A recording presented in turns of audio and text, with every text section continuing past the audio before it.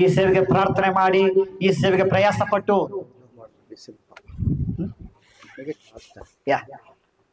ಇಷ್ಟೊಂದು ಪ್ರಯಾಸ ಪಟ್ಟು ಬಂದ ಸೇವಕರನ್ನ ನಾವು ಸನ್ಮಾನ ಮಾಡೋದು ಬಹಳ ಸಂತೋಷ. ಅವರನ್ನ ನಾವು ಅತಿ ಬೇಗ ನಾವು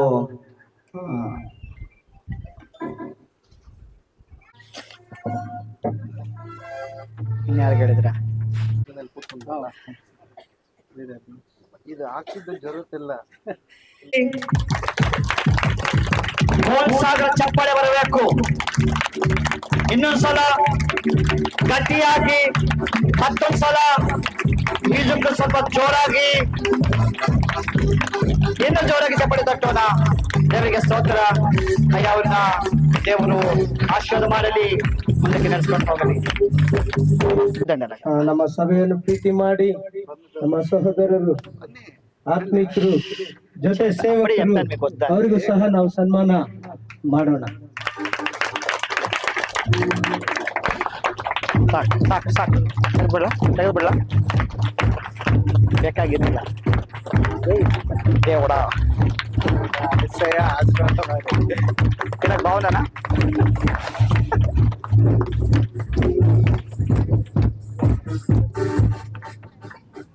మరోసారి చప్పట్లతో అయ్య గారిని ఆహ్వానించుకుందాము. వెల్కమ్ చేద్దాం.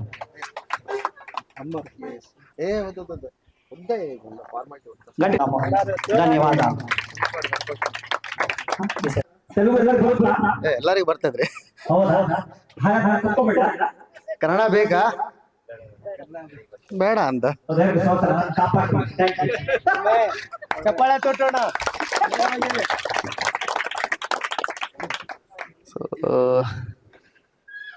అందరికీ ప్రభు పేరిట మీ అందరికీ శుభాభివందనాలు తెలియజేస్తున్నాను. ఇంత మారుమూల ప్రాంతంలో ఇంత ఇదిగా గొప్పగా సేవ నడిపిస్తున్న రాంబాబాయి గారిని బట్టి, అలాగే మీరందరూ దేవునిలోకి రావటం బట్టి విధంగా చాలా సంతోషంగా ఉంది. ఇక్కడికి వచ్చి ఈ విధంగా చూడటం కోసం. సో అందరూ బాగున్నారా? హ్యాపీగా ఉన్నారా? చెప్పాలి, అడిగితే రిప్లై ఇవ్వాలి. సంతోషంగా ఉన్నారా?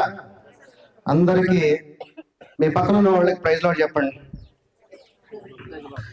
మీ పక్కన ఉన్న వాళ్ళు మీ చెల్లి అవ్వచ్చు, మీ అక్క అవ్వచ్చు, మీ అన్న అవ్వచ్చు, మనమందరము సహోదరి మనం, అవునా?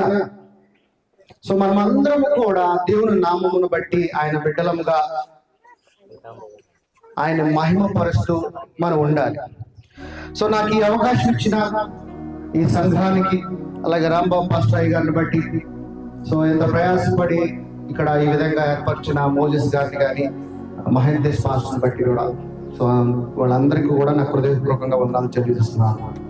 ఈరోజు ఇక్కడ ఈ విధంగా కలుసుకోవడానికి చాలా ప్రాముఖ్యమైన విషయం ఉంటుంది. ఎందుకంటే అంత దూరం నుంచి మీరు ఇక్కడ రావటానికి ఒకటి ఏంటంటే, మీరు కూడా మా సంఘమే. ఎందుకంటే మనం అందరము ఆయన శరీరమై ఉన్నాము. ఎవరి శరీరమై ఉన్నాం? మనం అందరము యేసయ్య శరీరమై ఉన్నాము. సో యేసయ్య శరీరం ఉన్నప్పుడు ఇక్కడ ఒక చెయ్యి ఉన్నది. ఆ చెయ్యికి చేయూతిద్దాం అనేది దూరం రావడం జరిగి ఉన్నది. సో ఈరోజు నా వాక్య సారాంశం ఏంటంటే, ప్రభువుకి మనకి ఒక అడ్డుబండ ఉన్నది. ఏముందండి? అడ్డుబండ. ఏంటి అడ్డుబండ? కాదు, ఇంకా ప్రభువుకి మనకి ఒక అడ్డుబండ ఉన్నది. ఈరోజు వాక్యము ద్వారా ఆ అడ్డుబండని మనము తీసేద్దాం. ఎందుకనంటే 2025 సంవత్సరంలో అవుతుంది ప్రభు మన మధ్య నుంచి వెళ్ళి పరిశుద్ధాత్మని పంపించి. కానీ ఈ రోజుకి దేవుడు మనసు ఏంటో ఎవరు తెలుసుకోలేకపోతున్నారు. ఒకటి పాయింట్. రెండోది, దేవుడు అసలు నిజంగా ఏం చెప్పాడు అనేది అర్థం చేసుకోవట్లా. మనం దేనిని నడుచుకోవాలి, దేనిని నడుచుకోకూడదు కూడా అర్థం కావట్లా. ప్రభుకి మనకి మధ్యలో సువార్త, కానీ సువార్తను కూడా పక్కన పెట్టి ఒక అడ్డుబండని కట్టేశారు సంఘాలన్నీ కూడా. ఈ రోజున సంఘాలు అని అంటే ఒక డ్రామా కంపెనీ లాగా తయారైపోయినాయి. కానీ ప్రభు చెప్తున్నది ఏంటి? ఇప్పుడు ఈ పక్కనే ఉన్నాయి, ఈ స్పీకరు. ప్రభు ఈ స్పీకర్ కూడా అటే చూస్తుంది, ఆ స్పీకర్ కూడా అటే చూస్తుంది. అంటే ఈ స్పీకర్ ప్రభు అనుకోండి, యేసుక్రీస్తు అనుకోండి, ఆ స్పీకర్ వచ్చేసి మనుషులు అనుకోండి, అంటే విశ్వాసులు అనుకోండి. ప్రభు ఏమో ఇటు చూస్తున్నాడు, విశ్వాసులు అటు చూస్తే మీనింగ్ ఉంటుందా మీనింగ్? ఇప్పుడు ఈ స్పీకర్ అటు ఉంది కాబట్టి మీకు వాల్యూమ్ వస్తుంది, ఆ స్పీకర్ కూడా అటు ఉంది కాబట్టి మీకు వాల్యూమ్ వస్తుంది. కానీ ఇదే స్పీకర్ బ్యాక్ సైడ్ ఉంటే ఏం జరిగింది? అప్పుడు వాల్యూమ్ ఉండదు. నేను చెప్పేది మీకు అర్థం కాదు. ఈ రోజు సంఘం కూడా అలాగే ఉన్నది. ప్రభువు చెప్తున్నది ఒకటి, సంఘము అవలంబిస్తుంది ఒకటి, ప్రభువు నడవమంటుంది ఒకటి, సంఘము నడుస్తున్నది ఒకటి. సో ప్రతి సంఘంలో కూడా ఒక అడ్డు గోడని కట్టేసుకున్నారు. ఈరోజు ఈ వాక్యము మీ జీవితంలో ఈ అడ్డు గోడని తీసేసి మిమ్ములను స్వతంత్రులుగా చేసే వాక్యం ఇది. మీరు నిజంగా ఈ వాక్యముని మీ హృదయంలో భద్రపరచుకుంటే, యేసు ప్రభువు ఈ భూమి మీదకి వచ్చి నేను చెరలో ఉన్న వారందరినీ విడిపించాను అంటున్నాడు. ఏం చెప్పాడు? చెరలో ఉన్న వారిని, పాపులను, దుష్టులను, పాపాత్ములను, విరిగి నలిగిన హృదయములను నేను వెతకి వచ్చి రక్షించి మీకు విడుదల అని అంటున్నాడు. కానీ అందులోనే మహా ఆనందం ఉన్నది. ఎందులో? శోధనలో. మనమున్న శోధనలో మహా ఆనందం ఉందంట. అది ఎలా సాధ్యము? దేవుడేమో విడుదల చేస్తా అంటున్నాడు, కానీ మనకేమో కష్టాలు అలాగే ఉన్నాయి. ఒక పక్కేమో పౌలు గారేమో అంటున్నాడు నువ్వు శోధనలో కూడా మహా ఆనందంగా ఉంటాడు. ఇది ఎలా సాధ్యమో? కష్టంలో ఉన్నప్పుడు ఎవడన్నా సంతోషంగా ఉంటాడా? ఎవరు ఉండరు. ఏదో బాధ, ఏదో ఒక చింత, అనారోగ్యంగా ఉన్నవాడు సంతోషంగా గంతులేమంటే వేస్తాడా? మీరు వేస్తారా? ఈ రోజు మీరు మీకు అనారోగ్యం ఉన్న ఈరోజు గంతులు వేద్దాం అందరం కలిసి. ఎందుకనంటే దేవుడు శక్తిమంతుడు, దేవుడు బలవంతుడు, దేవుడు ఆస్వాదించేవాడు. మరి అయినా ఎందుకని మనలో ఈ శోధన? ఒక పక్కనేమో పౌలు గారు అంటున్నారు శోధన ఉన్నప్పుడు మహానందంగా ఎంచుకో అంటున్నాడు. అది ఎలా సాధ్యము? ఎందుకనంటే అది సాధ్యము. కానీ సంఘాలు ఏం చేసినాయి అంటే ప్రభువుకి సువార్తకి మధ్యలో ఉన్న శక్తికి అడ్డు కూడా కట్టేసి ఇది అలా చేయాలి, ఇది ఇలా చేయాలి, ఇది అలా ఉండాలి, ఇది ఇలా ఉండకూడదని ఒక అడ్డు గోడని కట్టేసి. కానీ ప్రభు చెప్తున్నాడు నువ్వు ఎలా అన్నా ఉండు అంటున్నాడు. నువ్వు ఎలా అన్నా ఉండు, నాకే అభ్యంతరం లేదు, కానీ ఇలానే ఉండాలి అని ఎక్కడ ప్రభు చెప్పలేదు. కానీ మనకు మనమే సాంప్రదాయాన్ని క్రియేట్ చేసేస్తూ ఉంటాం. కానీ సాంప్రదాయం నీకు, కానీ దేవుడు నాకు ఏ సాంప్రదాయం లేదు, నేను ఏం చెప్తున్నానో దాన్ని నువ్వు నడుచుకో అంటున్నాడు. కానీ మనం నడుచుకోవట్లేదు. ఇదే ప్రాబ్లం. ప్రభు ఏం చెప్తా ఉంటే దాన్ని మనం నడుచుకోము. మనం ఏది చెప్తే దాన్నే మీరు నడుచుకోవాలని సంఘాలు రుద్దుతున్నాయి విశ్వాసుల మీద. బైబిల్ సారాంశం అంతా కూడా ఆత్మానుసారంగా చెప్పి ఉన్నది. ఏం చెప్పిందండి? ఆత్మతో నేను ఆత్మై ఉన్నాను, నువ్వు ఆత్మై జీవించు, ఆత్మతో నన్ను ఆరాధించు, పూర్ణ హృదయంతో ఆరాధించు అని చెప్తున్నాడు. కానీ ఈ రోజున సంఘాలు ఎలా బోధిస్తున్నాయి? శరీరానుసారంగా బోధిస్తున్నాయి. కానీ అదే శరీరము లో ఉండి నువ్వు నాకు ఏది చేసినా నిష్ప్రయోజనం అని యోహాను సువార్త 6:63 చెప్తున్నాడు. కానీ ఈ రోజున అదే శరీరము గురించి సంఘాలన్నీ కూడా పరిగెడతా ఉన్నాయి. కానీ ప్రభు చెప్తుంది నువ్వు ఆత్మ అంటున్నాడు, యువర్ మై స్పిరిట్ అంటున్నాడు.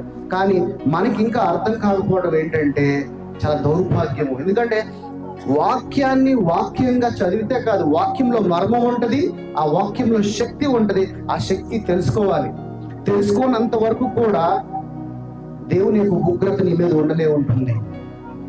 ఈ రోజు నేను ఇలా వెళ్ళమన్నాను, దేవుడు ఇలా వెళ్ళమన్నాడు, లేదు నేను ఇలా వెళ్తానంటే దానికి అర్థం ఉంటుందా? ఉండదు. లేదు నువ్వు ఇక్కడ పని చేస్తే నీకు నెల రోజుల్లో జీతం వస్తాడ, నేను ఇక్కడ అక్కడ పని చేస్తా నాకు జీతం ఇవ్వండి, వాడికి ఇస్తాడా? ఎవరెవరు? కానీ మరి ప్రభు ఏం చెప్తున్నాడు, ఈరోజు ఏం చెప్తున్నాడు అనేది, ప్రభు నీ కొరకు ఎంతగా కష్టపడ్డాడు అనేది ఈరోజు నా వాక్య సారాంశము. నీ జీవితంలో ఉన్న అడ్డుబండని, బ్యారియర్ని ఈరోజు మనం విరక్కొట్టేద్దాం దేవుని యొక్క వాక్యము ద్వారా, యేసు నామములో. ఆమేన్. నేను చెప్పింది మీకు అర్థమైందా? ఏమర్థమైంది? చెప్పండి. చెప్పాలి, మీరు మాట్లాడాలి. మాట్లాడకపోతే నేను చెప్పేది మీకు అర్థం కాదు. మీరు ఇలాగే ఉన్నారంటే మీరేమనుకుంటారు నాకు అర్థం కాదు. మీకు అర్థమైంది అనుకో, ఓకే రైట్, అర్థమయ్యేలా చెప్తా, అందుకు అడుగుతున్నా. వాక్యమును ఏదో విన్నాము వెళ్ళిపోతే కాదు, వాక్యం వింటే నీ హృదయం అంతా దాన్ని నింపుకొని ఇక్కడి నుంచి ఒక శక్తి పొందుకుని వెళ్ళాలి. నువ్వు వాక్యం వినలేకపోతే ఇదే కష్టము, ఇదే బాధ, ఇదే అనారోగ్యము, ఇదే చింతలో ఉంటావు. అది నువ్వు వాక్యం అర్థం చేసుకుంటే ఈ ఊర్లో ఒక శక్తి మంత్రులు అవుతారు మీరందరూ. ఈ ఊరు మీ అమ్మట తిరుగుతుంది, మీరు ఊరెమ్మట తిరగడం కాదు, ఈ ఊరు మీ అమ్మట తిరగాలి. ఆ విధంగా మీరు వాక్యం వింటే వాక్యంలో శక్తి మీరు పొందుకుంటారు. రోమీయులకు రాసిన పత్రిక 5వ అధ్యాయము 3-4 చదవండి.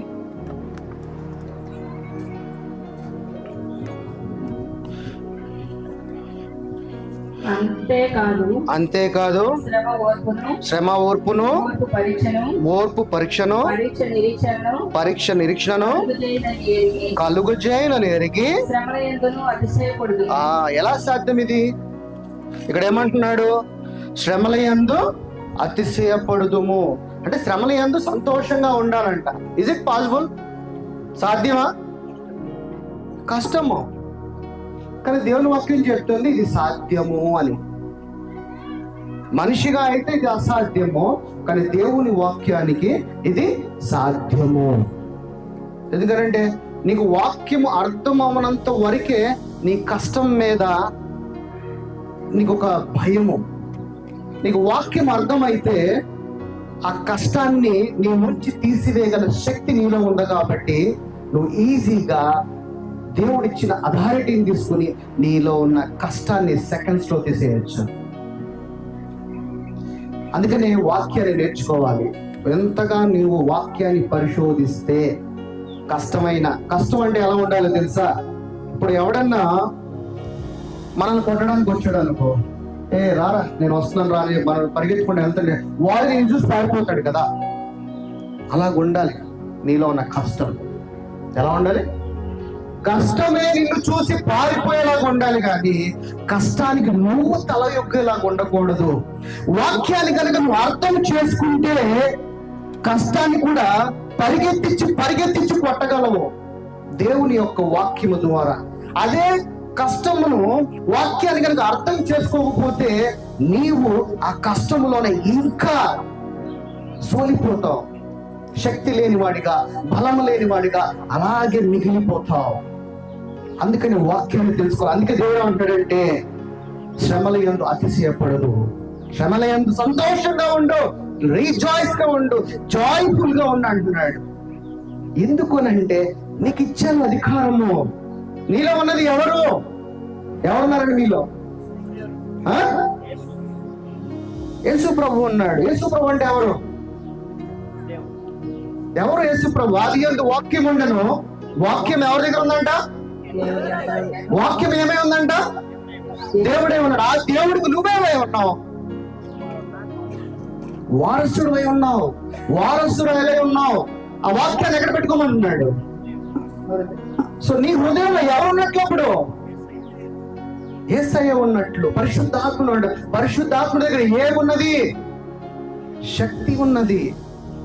ఆ శక్తిని తీసుకుని నీ జీవితంలో రోగాన్ని తరిమి కొట్టు అంటున్నాడు. నీకున్న కష్టాన్ని తరిమి కొట్టు అన్నాడు. అందుకనే శోధనలో కూడా సంతోషంగా ఉండు అంటున్నాడు పౌలు. ఎందుకంటే పౌలుకి అర్థమైంది. ఈరోజు నీకెందుకు అర్థం కావట్లేదు నా సంగమా? ఈరోజు నీకు అర్థం అవ్వాలి. ఎందుకనంటే నీ జీవితంలో ఉన్న ప్రతి చింత యావత్తును కూడా తరిమి తరిమి కొట్టేవారిలాగా జీవించాలి. కానీ సోలిపోయిన వారిలాగా, కష్టకాలంలో ఉండేవారిలాగా, అనారోగ్యానికి అధికారం ఇచ్చేవాడిలాగా ఉండకుండా నీ మీద రూపింపబడిన ఏ రోగం కూడా అధికారం లేదు. నువ్వు ఆల్రెడీ స్వస్థత పొంది ఉన్నావు అని దేవుడు చెప్తున్నాడు. కానీ నీకు ఇంకా అర్థం కావట్లా. లేదు, నాలో ఇంకా ఈ రోగం కనపడుతుంది అనుకుంటున్నావు. కానీ దేవుడు ఏం చెప్తున్నాడు? ఇక్కడ నీ రిపోర్ట్ చెప్తుంది నీ క్యాన్సర్ అని చెప్తుంది. ఏం చెప్తుంది? అదే బైబిల్ రిపోర్ట్ చెప్తుంది అసలు క్యాన్సరే లేదు అంటుంది. దేని నమ్మాలి ఇప్పుడు? శరీరం చెప్తుంది ఈ రిపోర్ట్ చూడు నీ క్యాన్సర్ అని చెప్తుంది. నీ ఆత్మ చెప్తుంది నువ్వు ఆల్రెడీ స్వస్థత పొంది ఉన్నావు అని. దేని నమ్మాలి ఇప్పుడు? దేవుడు ఆత్మ నమ్మది ఇక్కడ లేనే లేదు ఏమి. అందుకని దేవుడు ఏం చెప్తున్నాడంటే ఈ సత్యము నీకు తెలియదు కాబట్టి ఈ సత్యాన్ని తెలుసుకుని దేవుడు ఏమన్నాడంటే నువ్వు మారు మనసు పొందు, రెన్యూ చెందు, రూపాంతరము కలిగి జీవించు అని చెప్తున్నాడు. నువ్వు రూపాంతరం చెందన వరకు కూడా నీకు ప్రతిదీ కూడా భయపెట్టేదే. ప్రతి మీ ఇంట్లో అమ్మో భయం, చీకటి భయం, సమస్తము భయం భయం భయం. ఎందుకనంటే వాక్యం నీకు అర్థం కావట్లేదు కాబట్టి. అదే వాక్యాన్ని నువ్వు అర్థం చేసుకుంటే నీ జీవితంలో ఉన్న ప్రతి బాధను కూడా తరిమి తరిమి కొట్టేవాడిలాగా, తరిమి తరిమి కొట్టే దానిలాగా నువ్వు జీవిస్తావు నా సహోదరి, నా సహోదరుడా. రైట్. రోమియోలో 6:14.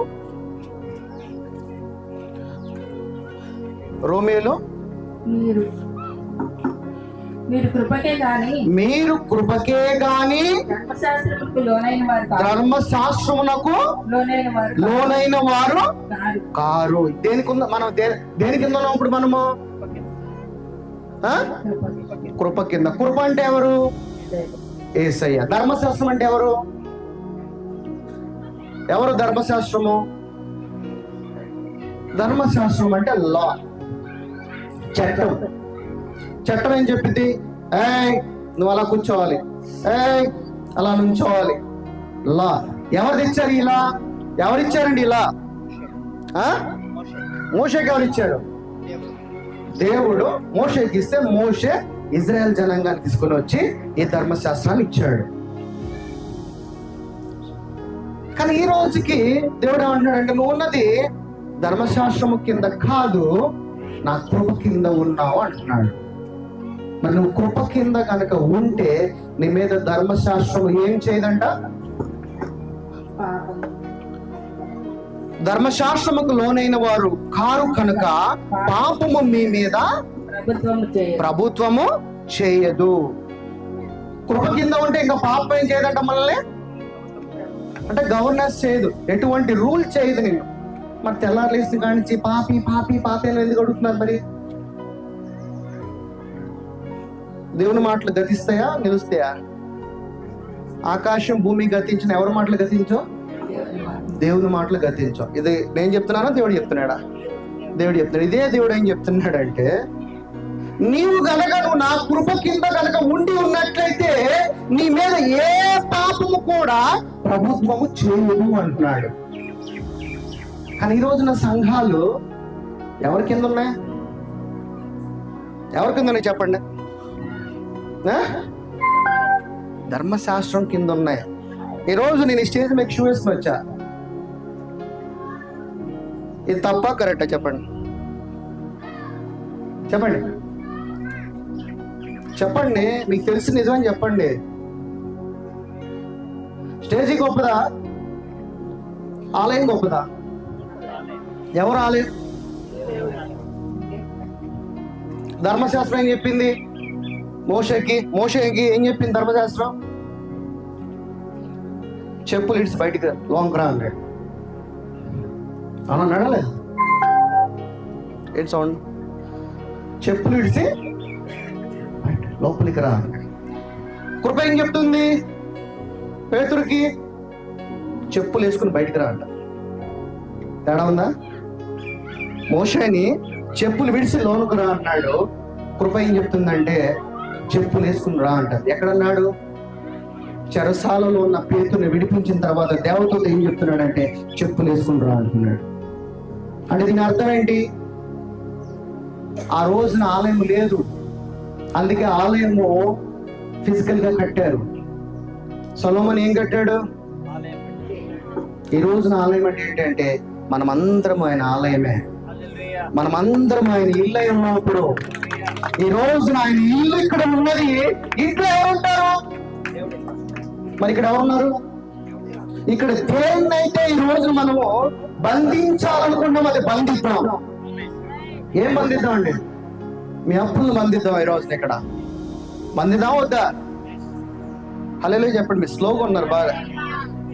మీ రోగాన్ని బంధిద్దాం ఈ రోజున, ఎందుకంటే దేవుడు ఉన్నాడు ఇక్కడ.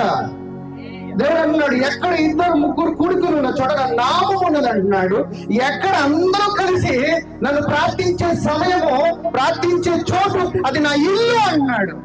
మరి ఆయన ఇంట్లో మనం ఉన్నప్పుడు ఈ రోజున మనకున్న మన జీవితంలో సంతోషంగా మన జీవితంలో శోధనలన్నిటినీ ఈ రోజుగా బంధిద్దాం.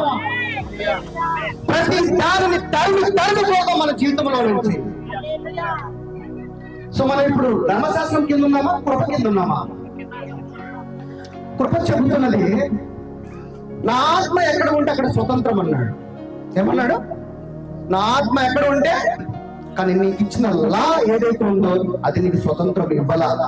ఇన్ని రోజులు నీకు తెలియకోకుండా నీవు జీవిస్తున్నదంటే ధర్మశాస్త్రానికి కట్టుబడి జీవిస్తున్నావు.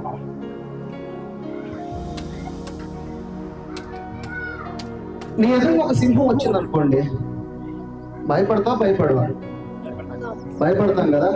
అదే ఒక చీమ వచ్చా, ఏంట్రా అంటే ఏం చేస్తావు? చీమని ఏంట్రా నువ్వు అని చెప్పి చీమని మాకు. ఈ రోజు నీ జీవితంలో ఉన్న ప్రతి కష్టము కూడా ఒక చీమ లాంటిదే. నువ్వు అంత శక్తి కలిగిన వాడివి.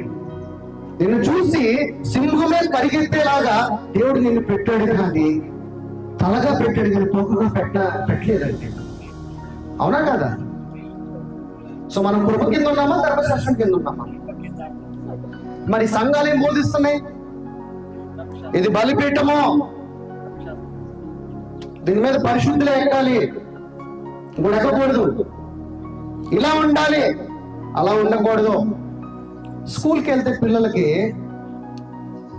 సైలెన్స్ గా ఉండాలి, తప్పు చేస్తే స్టాండప్ ఆన్ ద బెంచ్ అంటారు. స్కూల్లో అన్ని రూల్సే. అవునా కదమ్మా? లేవా? రూల్స్ ఉంటాయా ఉండవా? టైంకి వెళ్ళాలి, టైంకి ఫోన్ చేయాలి, టైంకి హోంవర్క్ చేయాలి, టైంకి ఎగ్జామ్స్ రాయాలి, అన్ని రూల్సే. అదే ఇంటికి వస్తే పిల్లలు ఎలా ఉంటారు? ఆడి ఇష్టం, హ్యాపీగా సాక్స్ తీసేస్తాడు, బెల్ట్ తీసేస్తాడు, మమే అన్నం తీసుకురా అంటాడు. స్కూల్లో అంటాడు అలాగా, మేడం ప్లీజ్ ఏమన్నా వాడు సుస్సుకి వెళ్ళాలన్నా వాడు పర్మిషన్ అడగాలి. అదే ఇంటికి వస్తే మమే. స్కూలు ధర్మశాస్త్రము, ఇల్లు కృప. ఏంటిది?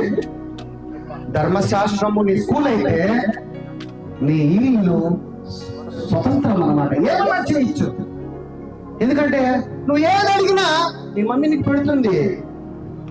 ఏది అడిగినా పెడుతుంది, నువ్వు అడిగినా పెడుతుంది. నీకు అడగకుండా లోనకి వెళ్ళి తీసుకునే అధికారం కూడా ఉన్నది. అర్థమవుతుందని చెప్పేది.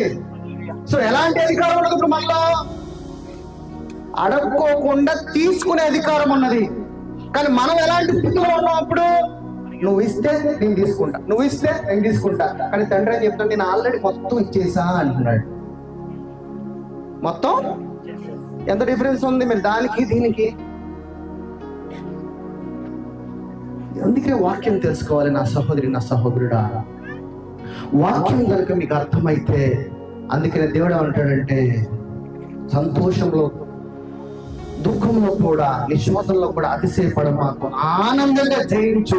ఎందుకంటే వాక్యం అనేది నీకు అర్థమైతే, వాక్యం ద్వారా శక్తిని పొందుకుంటే, అధికారముతో నీ జీవితంలో ఉన్న ప్రతి దానిని కూడా, నీ కష్టము, బాధని, చింతని, రోగాన్ని సమస్తమును కూడా నీవు వాడిని గర్తించవచ్చు. ఇది వాక్యం, ఇదే చెప్తుంది. ఈ రోజు నేను చెప్పబోయేది ఏంటంటే, ధర్మశాస్త్రం కింద ఉంటే నువ్వు ఏమవుతావు, అలాగే కృప కింద ఉంటే కనుక ఏమవుతావు అనేది నా వాక్య సారాంశం ఈ రోజున. రైట్? రోమీలు రాసిన పత్రిక 5వ అధ్యాయము, రోమీలు రాసిన పత్రిక 5వ అధ్యాయము 20వ వచనంకి రండి.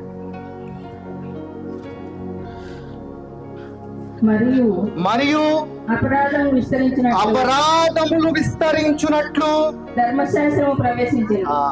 ధర్మశాస్త్రములో ఉంటే ఏమి విస్తరిస్తుందంట? ఏమి విస్తరిస్తుందంట? అపరాధములు. ధర్మశాస్త్రములో కనుక ఉంటే కనుక నీ చేసే ప్రతి అపరాధములు ఏమవుతాయంట? విస్తరిస్తాయి అంట. అంటే ఎక్స్పాండ్ అవుతా ఉంటాయి అంట. అపరాధం కింద ఉంటే, ఎందుకంటే వాడు నిన్ను ఎప్పుడు కూడా నువ్వు కరెక్ట్ కాదని చెప్తా ఉంటాడు. అందుకని నీ అపరాధములు ఏమవుతా ఉంటాయి? ఎక్స్పాండ్ అవుతా ఉంటాయి, అంటే ఎక్కువగా వెళ్తూ ఉంటాయి. తర్వాత ఆయనను పాపము మరణమును ఆధారం చేసుకొని ఎలాగో ఏలినో. ఒక్క నిమిషం. ఒకటి, మీ అపరాధములు విస్తరింపజేస్తావి. 2, ధర్మశాస్త్రంలో ఉంటే ఏముంటదంట? ధర్మశాస్త్రము ప్రవేశించను. అలా కదండి. ధర్మశాస్త్రంలో ఫస్ట్ అపరాధములు, 2 మరణము. కృప ద్వారా, మరణము ద్వారా నువ్వు గెలుస్తావా? మరణం అవుతావా? కృపలో ఉన్నప్పుడు మరణాన్ని పొందుకుంటావా? మరణాన్ని గెలిచి తీరుతావా? మరి ఇక్కడ ధర్మశాస్త్రం చెప్తుంది మరణంలోకి వెళ్ళిపోతావు అంట. అర్థమవుతుందా ధర్మశాస్త్రంలో ఏమవుతుందో? తర్వాత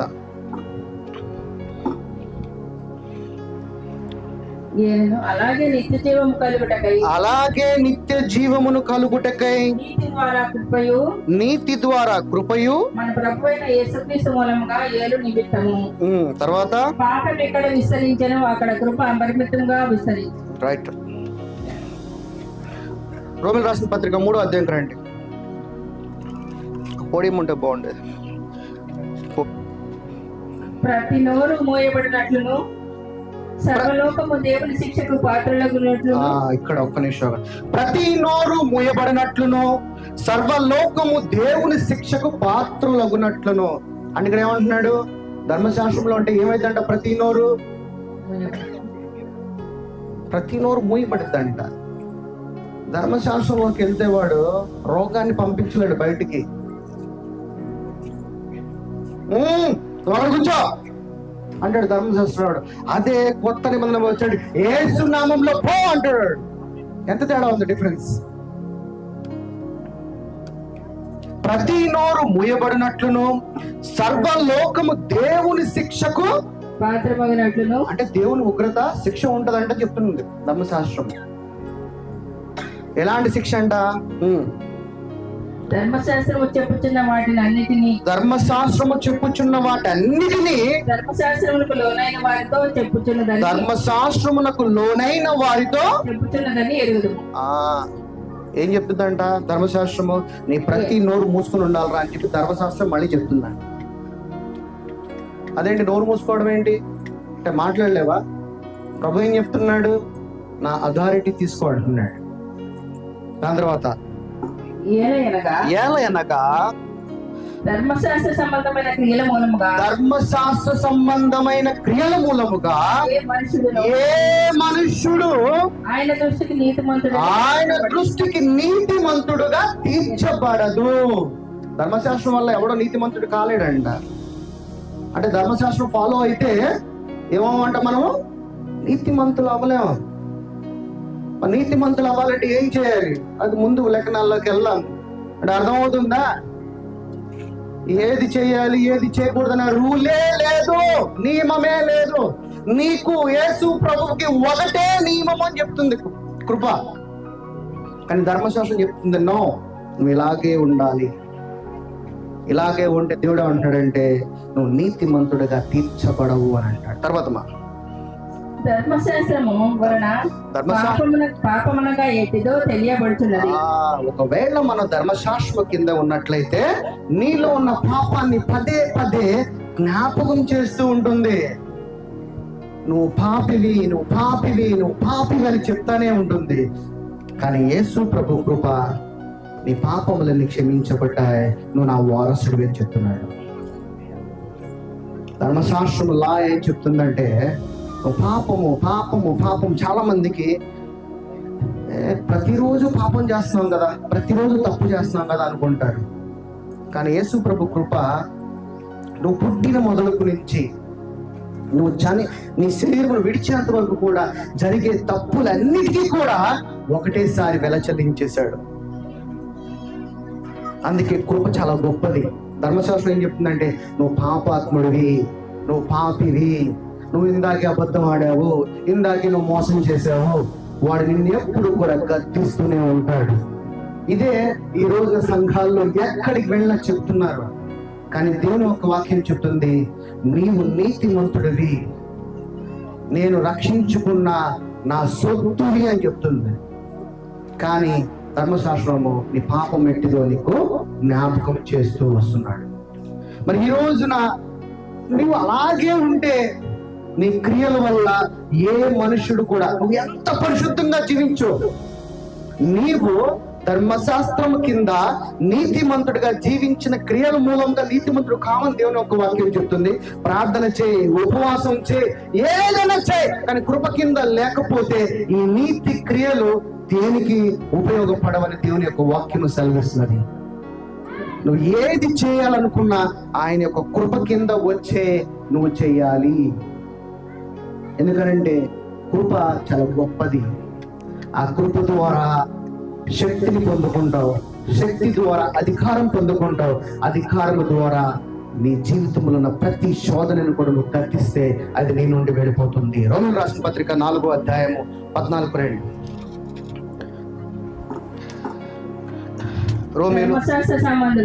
ధర్మశాస్త్ర సంబంధులు వారసులైన ఎడల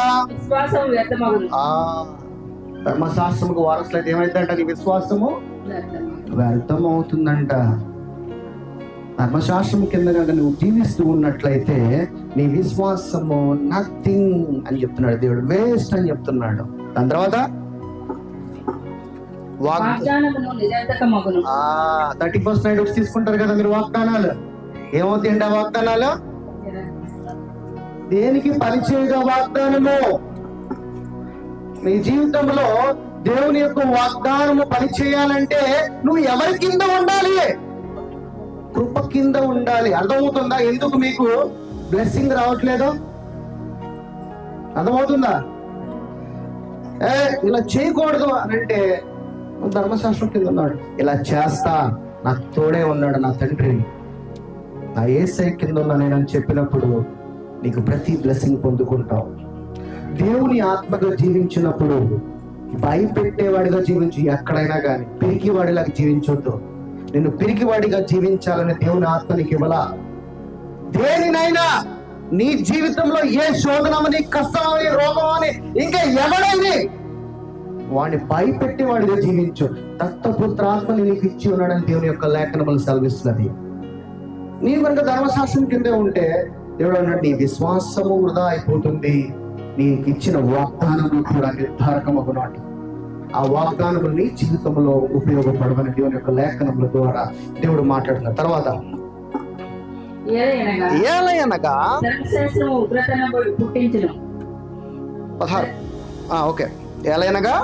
ధర్మశాస్త్రము ఉగ్రతను పుట్టించును. ఏం పుట్టిస్తుందంట? ఉగ్రత. దేవుడు నీ మీద ఉగ్రత పుట్టిస్తాడు అని అంటున్నాడు. ఎవరి కింద ఉంటే? అదే ప్రభువు కింద ఉంటే, కృప కింద ఉంటే దేవుడు ఎప్పుడు కూడా నిన్ను చల్లగా దీవిస్తూ ఉంటాడు.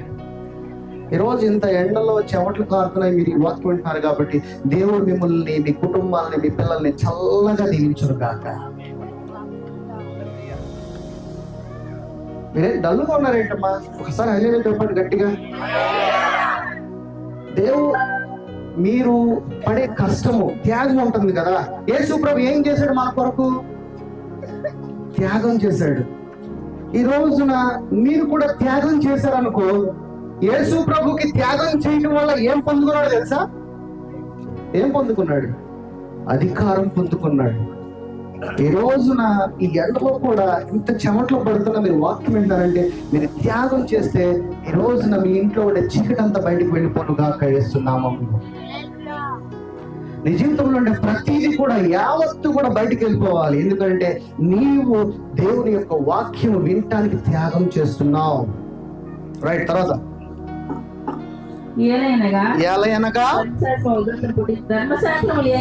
ధర్మశాస్త్రము లేని ఎడల అతిక్రమము లేకపోవును.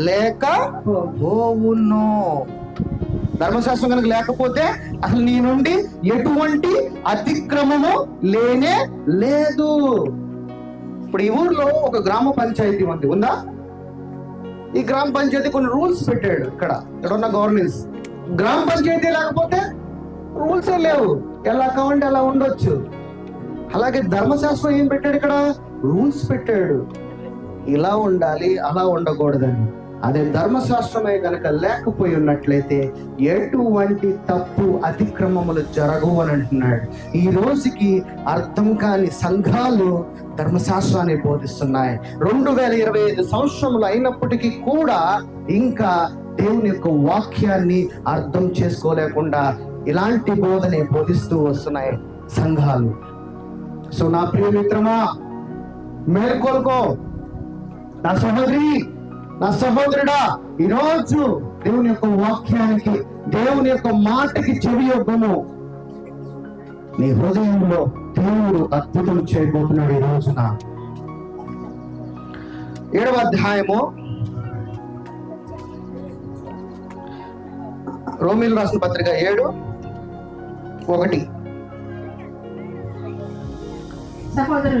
సహోదరులారా, మనుష్యుడు బ్రతికినంత కాలమే ధర్మశాస్త్రం అతని మీద ప్రభుత్వము చేయుచున్నది. మీకు తెలియదా? ధర్మశాస్త్రం ఎరిగిన మీతో మాట్లాడుతున్నాను. ఎప్పుడు దాకా ఉంటదంట ధర్మశాస్త్రం మన మీద? మరి మనం నిత్యం బతుకుతాం కదా. కృప ద్వారా మనం నిత్యం బతుకుతామా లేకపోతే కొద్ది కాలం బతుకుతామా? మరి నిత్యం బతుకుతున్నప్పుడు కృప కింద ఉంటే నిత్య జీవుడిగా బతుకుతావు. అదే ధర్మశాస్త్రం కింద ఉంటే నీకేమవుతుంది అంటున్నాడు ఇక్కడ? మరణము. నీలో మరణము సంభవిస్తుంది, దేవుని యొక్క ఉగ్రత వస్తుంది అంటున్నాడు. దేవుడి ద్వారా నీవు శిక్షకు పాత్రుడు అవుతావు అంటున్నాడు. దేవుడి ద్వారా, ధర్మశాస్త్రం ద్వారా నీ నోరు మూయబడుతుంది అంటున్నాడు. అది కృప కింద ఉంటే ఏమి చేయక్కర్లా, దేవుని ఆత్మగా సంతోషంగా జీవించవచ్చు. అదే నువ్వు కృప కింద గనక ఉంటే గనక నిన్ను ఎదగనివ్వదు. అందుకనే దేవుడు తన కుమారుడిని మనందరి కొరకు పంపించి తన రక్తమును చిందించి నీ పాపములను, నా పాపములను, మన అందరి పాపములను క్షమించి నిన్ను, నన్ను, మన అందరినీ కూడా స్వతంత్రులుగా చేసి ఉన్నాడు. అదే ధర్మశాస్త్రం కింద ఉంటే అలాగే పాపం కప్పబడుతుంది, అంతే. ఆ పాపము కప్పబడుతుంది కొద్ది రోజుల వరకే. అది కృప కింద ఉంటే నీ పాపము నిరంతరము క్షమించబడుతుంది. దేవుడు అంటే ఇక మీదటి ఎన్నటికీ ఈ పాపాన్ని జ్ఞాపకం చేసుకోను. ఈ రోజు నుంచి నేను ఇచ్చిన కృప ద్వారా సంతోషంగా జీవించు, నేను ఇచ్చిన అధికారంతో నీకున్న ప్రతి ప్రాబ్లమ్స్ మీద జయించు అని దేవుని యొక్క వాక్యం చెప్తున్నది నా సహోదరి, సహోదరుడా. సో ధర్మశాస్త్రం కింద ఉంటే ఏ మాత్రము కూడా నువ్వు రక్షింపబడవు. నువ్వు చేసే నీతి క్రియల ద్వారా నువ్వు నీతిమంతుడు కానేరమని దేవుని యొక్క లేఖనములు సెలవిస్తున్నది. నువ్వు ధర్మశాస్త్రంలో ఉంటే మరణకు పాత్రుడు అవుతావు అంటున్నాడు. సో ఇప్పుడు యేసు ప్రభు కృప కింద ఎలా ఉంటామో అనేది దేవుని యొక్క వాక్యము చూద్దాం. ఇదే వచనంలో ఇంకొక వచనం 5వ వచనం చూద్దాం. 7:5. ఏలయనగా మనము శరీర సంబంధులమై ఉండినప్పుడు మరణార్థమైన ఫలములను ఫలించుటకై ధర్మశాస్త్రములైన పాపేచ్ఛలు మన అవయవములలో కార్యసాధకులై ఉండేవి. ధర్మశాస్త్రంలో గనక ఉంటే పాపము చేసే అవయములన్నీ కూడా మనలోనే ఉంటాయి అంటున్నాడు. ఏలయనగా మనము శరీర సంబంధులమై ఉండినప్పుడు మరణార్థమైన ఫలమును ఫలించుటకై ధర్మశాస్త్రము వలనైన పాపేచ్ఛలు మన అవయములు కార్యసాధకములై ఉంటాయంట. ధర్మశాస్త్రంలో ఉంటే గనక పాపం అని ఎప్పుడు నిన్ను గద్దిస్తూనే పాపము పాపం అని చెప్తూ ఉన్నప్పుడు ఏమవుతుందంట, నీలో ఉన్న శరీర అవయములన్నీ కూడా పాపము చేసి దాని ద్వారా నువ్వు మరణము పొందుకుంటావు అంటున్నాడు. కానీ యేసు ప్రభు చెప్తున్నాడు, నో, ఏమీ వద్దు, యు జస్ట్ నన్ను ఒప్పుకో, నీ సొంత రక్షకుడుగా నన్ను ఒప్పుకో, నా ద్వారా, నా కృప ద్వారా నేను నీ యొక్క పాపములన్నిటినీ విమోచన చేసి నిన్ను చరణించి విడిపిస్తాను అంటున్నాడు. ఈరోజు నిన్ను వెదకి వచ్చి రక్షించాడు, నిన్ను నీ శోధన నుంచి, పాపం నుంచి విడిపించడానికి. ఇప్పుడు ఆయన కృప కిందకు వెళదాం. ఆయన కృప ఎలా ఉంటుందో ఒకసారి దేవుని యొక్క లేఖనముల ద్వారా చూద్దాం. 3వ రోమీయులు 3:21.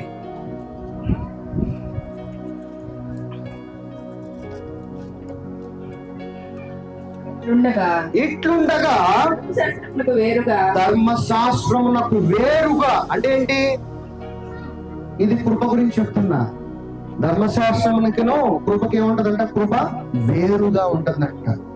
అంటే ధర్మశాస్త్రానికి కంప్లీట్ ఆపోజిట్ గా ఉంటుందంట. తర్వాత వేరుగా దేవుని నీతి బయలుపడుచున్నది, దేవుని నీతి బయలుపడుచున్నది, దానికి ధర్మశాస్త్రమునకు ప్రవక్తలను సాక్ష్యం ఇచ్చుచున్నారు. దాని తర్వాత అది యేసుక్రీస్తునందలి విశ్వాస మూలమనదై నమ్మువారందరికీ కలుగు దేవుని నీతి అయి ఉన్నది. ఏ భేదమును లేదు.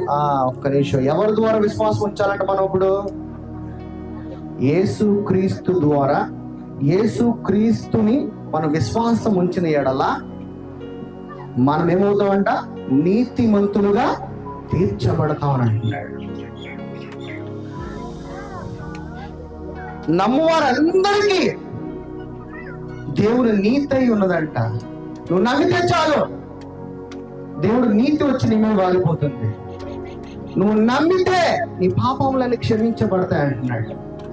నువ్వేం చేయాల్సిన అవసరంలా, విశ్వాసముతో నమ్మువారందరికీ కలుగు దేవుని నీతి అయి ఉన్నది అని అంటున్నాడు. 24 చదువు అలాగే. 4:24. కాబట్టి నమ్మువారు ఆయన కృపచేతనే క్రీస్తు యేసునందలి వివేచనము ద్వారా ఉచితముగా నీతిమంతులని తీర్చబడుచున్నారు. ఎవరి ద్వారా? ఆయన కృప ద్వారా, యేసు క్రీస్తు నందలి విమోచనము ద్వారా ఉచితముగా, ఫ్రీగా మనమందరం ఏమై ఉన్నామంట? నీతిమంతులుగా తీర్చబడి ఉన్నాము. తర్వాత 25. పూర్వము చేయబడిన పాపములను దేవుడు తన ఓరిమి వలన ఉపేక్షించినందున ఆయన తన నీతిని కనపరచవలనని క్రీస్తు యేసు రక్తమునందలి విశ్వాసము ద్వారా ఆయన కరుణాధారముగా బయలుపరిచెను. దేవుడు ఇప్పటి కాలమందు తన నీతిని కనపరచు నిమిత్తము తాను నీతిమంతుడను యేసునందు విశ్వాసము గల వానిని నీతిమంతునిగా తీర్చువాడునై ఉండటకు ఆయన అలాగ చేశాను. ఇక్కడ దేవుడు నీతిమంతుడు అని చెప్తున్నాడా, లేకపోతే ఏం చెప్తున్నా? చూడండి, ఇక్కడ ఒక మర్మం ఉంది ఈ వాక్యంలో. ఇక్కడ వాక్యంలో ఒక మర్మం ఉన్నది. దేవుడు నీతిమంతుడా కాదా? దేవుడు నీతిమంతుడా కాదా?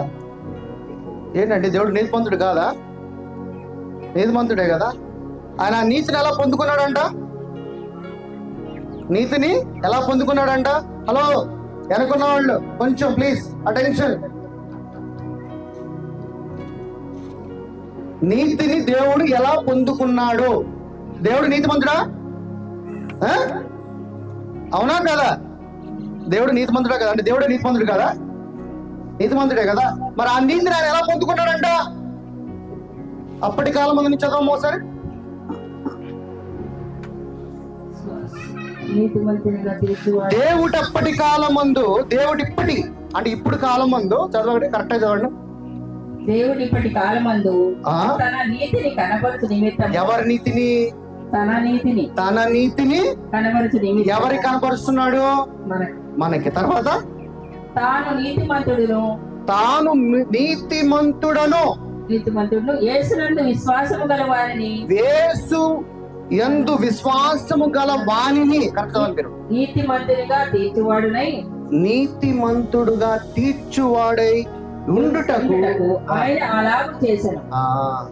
దేవుడు నీతిమంతుడు అవ్వాలంటే ముందు నిన్ను నీతిమంతుడు చేస్తే ఆయన నీతిమంతుడు అవుతాడంట.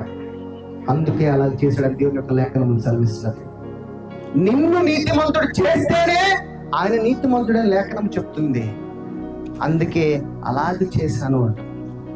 కృప ఇంతగా నేను ప్రేమిస్తున్నది. ధర్మశాస్త్రము నో గెట్ అవుట్, ఇలాగే ఉండాలి అని చెప్తాడు. కానీ కృప క్రిందకు వచ్చేపాటికి ఒక విమోచనము ద్వారా నేను విడుదల చేసి, ఇప్పుడు ఆయన నీతిమంతుడు అయితే మరి మీరెవరు? నీతిమంతులు. నీతిమంతుల దగ్గర నీతిమంతుడి కష్టం ఏంటి? నీతిమంతుల దగ్గర రోగం ఏంటి? నీతిమంతుల దగ్గర అప్పు ఏంటి? నీతిమంతుల కుటుంబాలు ఎందుకు విరిగిపోతున్నాయి? దేవుడేమో నీతిమంతుడు అంటున్నాడు. సింహాసనం మీద ఆసీనుడు అయిన దేవుడు నీతిమంతుడై నిన్ను నీతిమంతుడిగా చేశాను అంటున్నాడు. మరి ఆయన నీతిమంతుడు అయినప్పుడు, నువ్వు నీతిమంతురాలు అయినప్పుడు, మరి నీలో ఎందుకు ఇది? అర్థమవుతుందా? ఎందుకు అని అంటే నువ్వు ఇంకా ఆయన యొక్క వాక్యాన్ని అర్థం చేసుకోలేదు కాబట్టి. అర్థం చేసుకుంటే ఎవరు మీరు? అందరూ ఎవరండి? దేవుని యొక్క వారసుడు, దేవుని యొక్క వారసురాలు. దేవుని ద్వారా, ఆయన రక్తము ద్వారా చిందించి, నువ్వు ఆయన రక్తము ద్వారా కడగబడి ఉదక స్నానం చేయించిన తర్వాత ఆయన వారసుడుగా దేవుడు నీకేమిచ్చి ఉన్నాడు? అధికారం ఇచ్చి ఉన్నాడు. ఈ రోజు నీలో ఉన్న ప్రతి చీకటి శక్తులన్నిటి కూడా ఆ అధికారము తీసుకుని దేవుడు అన్నాడంటే తరిమి కొట్టే అన్నాడు.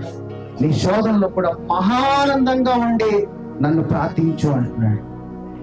వాక్యం అర్థం కాకపోతే సోలిపోతావు నా సహోదరి, నా సహోదరుడా.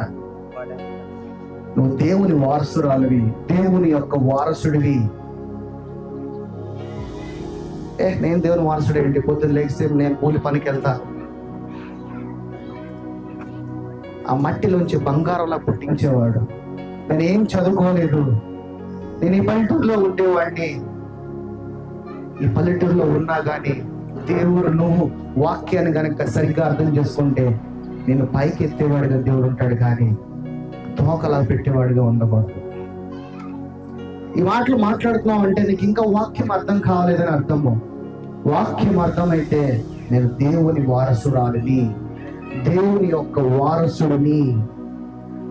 ఎవరో వాక్యం అర్థం చేసుకోండి. ఎంతమంది ఇక్కడ బైబిల్ అంతా చదివారు? ఎన్నిసార్లు చదివారు మీరు అందరూ? బైబిల్ చదివాళ్ళు ఎంతమంది నా చదివేస్తాడు? బైబిల్ ఇంకా మీరు చదవాలా, కంప్లీట్ చేయలా. ఇది ఒక్కసారి చదివితే అర్థమయ్యేది కాదు. ఈ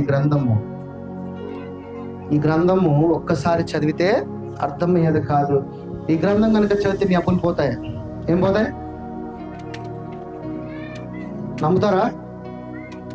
ఈ గ్రంథం చదివితే నీకు ఆరోగ్యం, ఈ గ్రంథం చదివితే నీకు పిల్లలు పుడతారు. నేను నిజంగా చెప్తున్నా. పిల్లలు లేని వారు ఎవరైనా బైబిల్ చదివారా మీరు? లేదు, నాకు చదవటం రాదండి. మీ మొబైల్ ఫోన్లో ఆడియో యాప్ ఉంది. మొబైల్ యాప్ ఏముంది?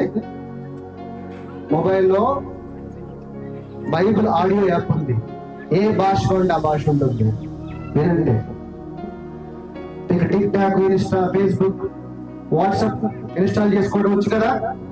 వచ్చు. ఇప్పుడు బైబిల్ వాయిస్ అనే యాప్ ఉంది. ఆ యాప్ డౌన్లోడ్ చేసుకొని మీరు వినండి. వింటున్నప్పుడు దేవుడు పలికే ప్రతి వాగ్దానము నీ జీవితంలో నెరవేరుతుంది. అదే ధర్మశాస్త్రంలో ఉంటే ఆ వాగ్దానం ఏమవుతుంది? నిర్ధారకం అవుతుంది. అదే కృప కింద ఉంటే ఆ వాగ్దానం నీ జీవితంలో నెరవేరాలి. ఈ బైబిల్ వింటే, ఈ బైబిల్ చదివినా మీకు ఆరోగ్యము.